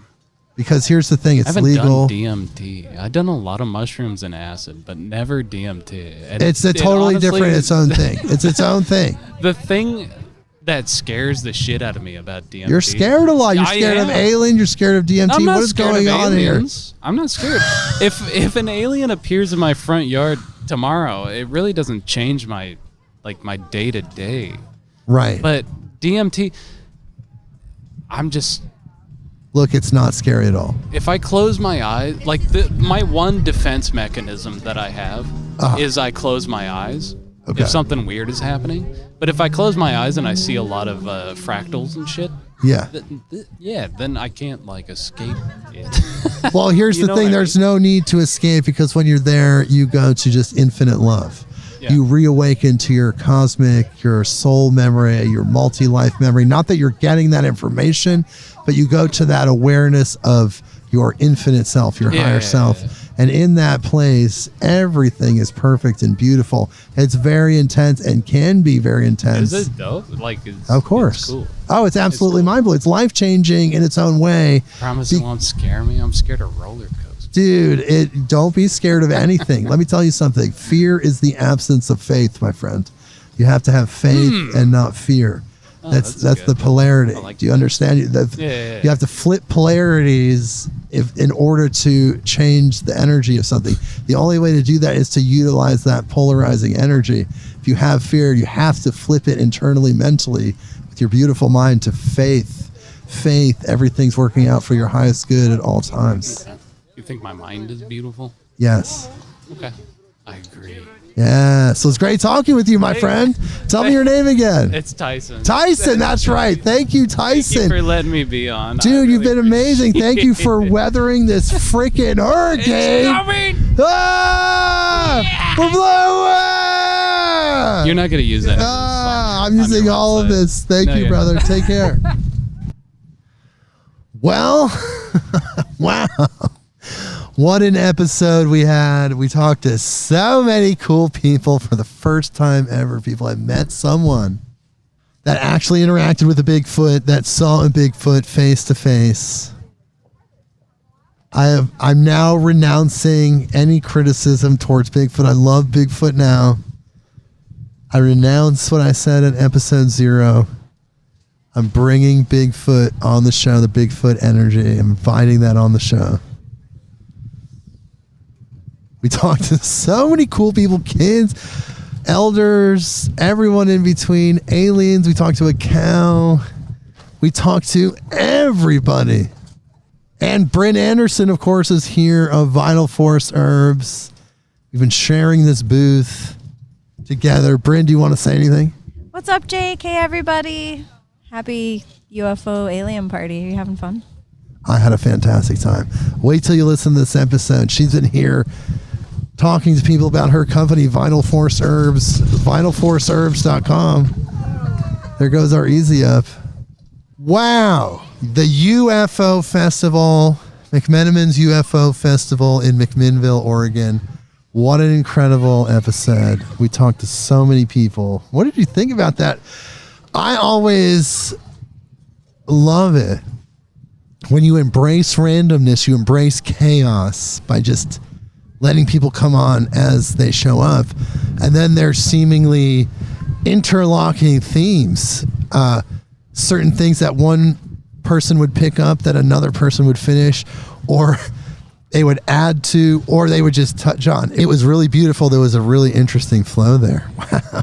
That's communication, synchronicity, and so much more. So thank you so much for listening to this live at the UFO Fest 2024.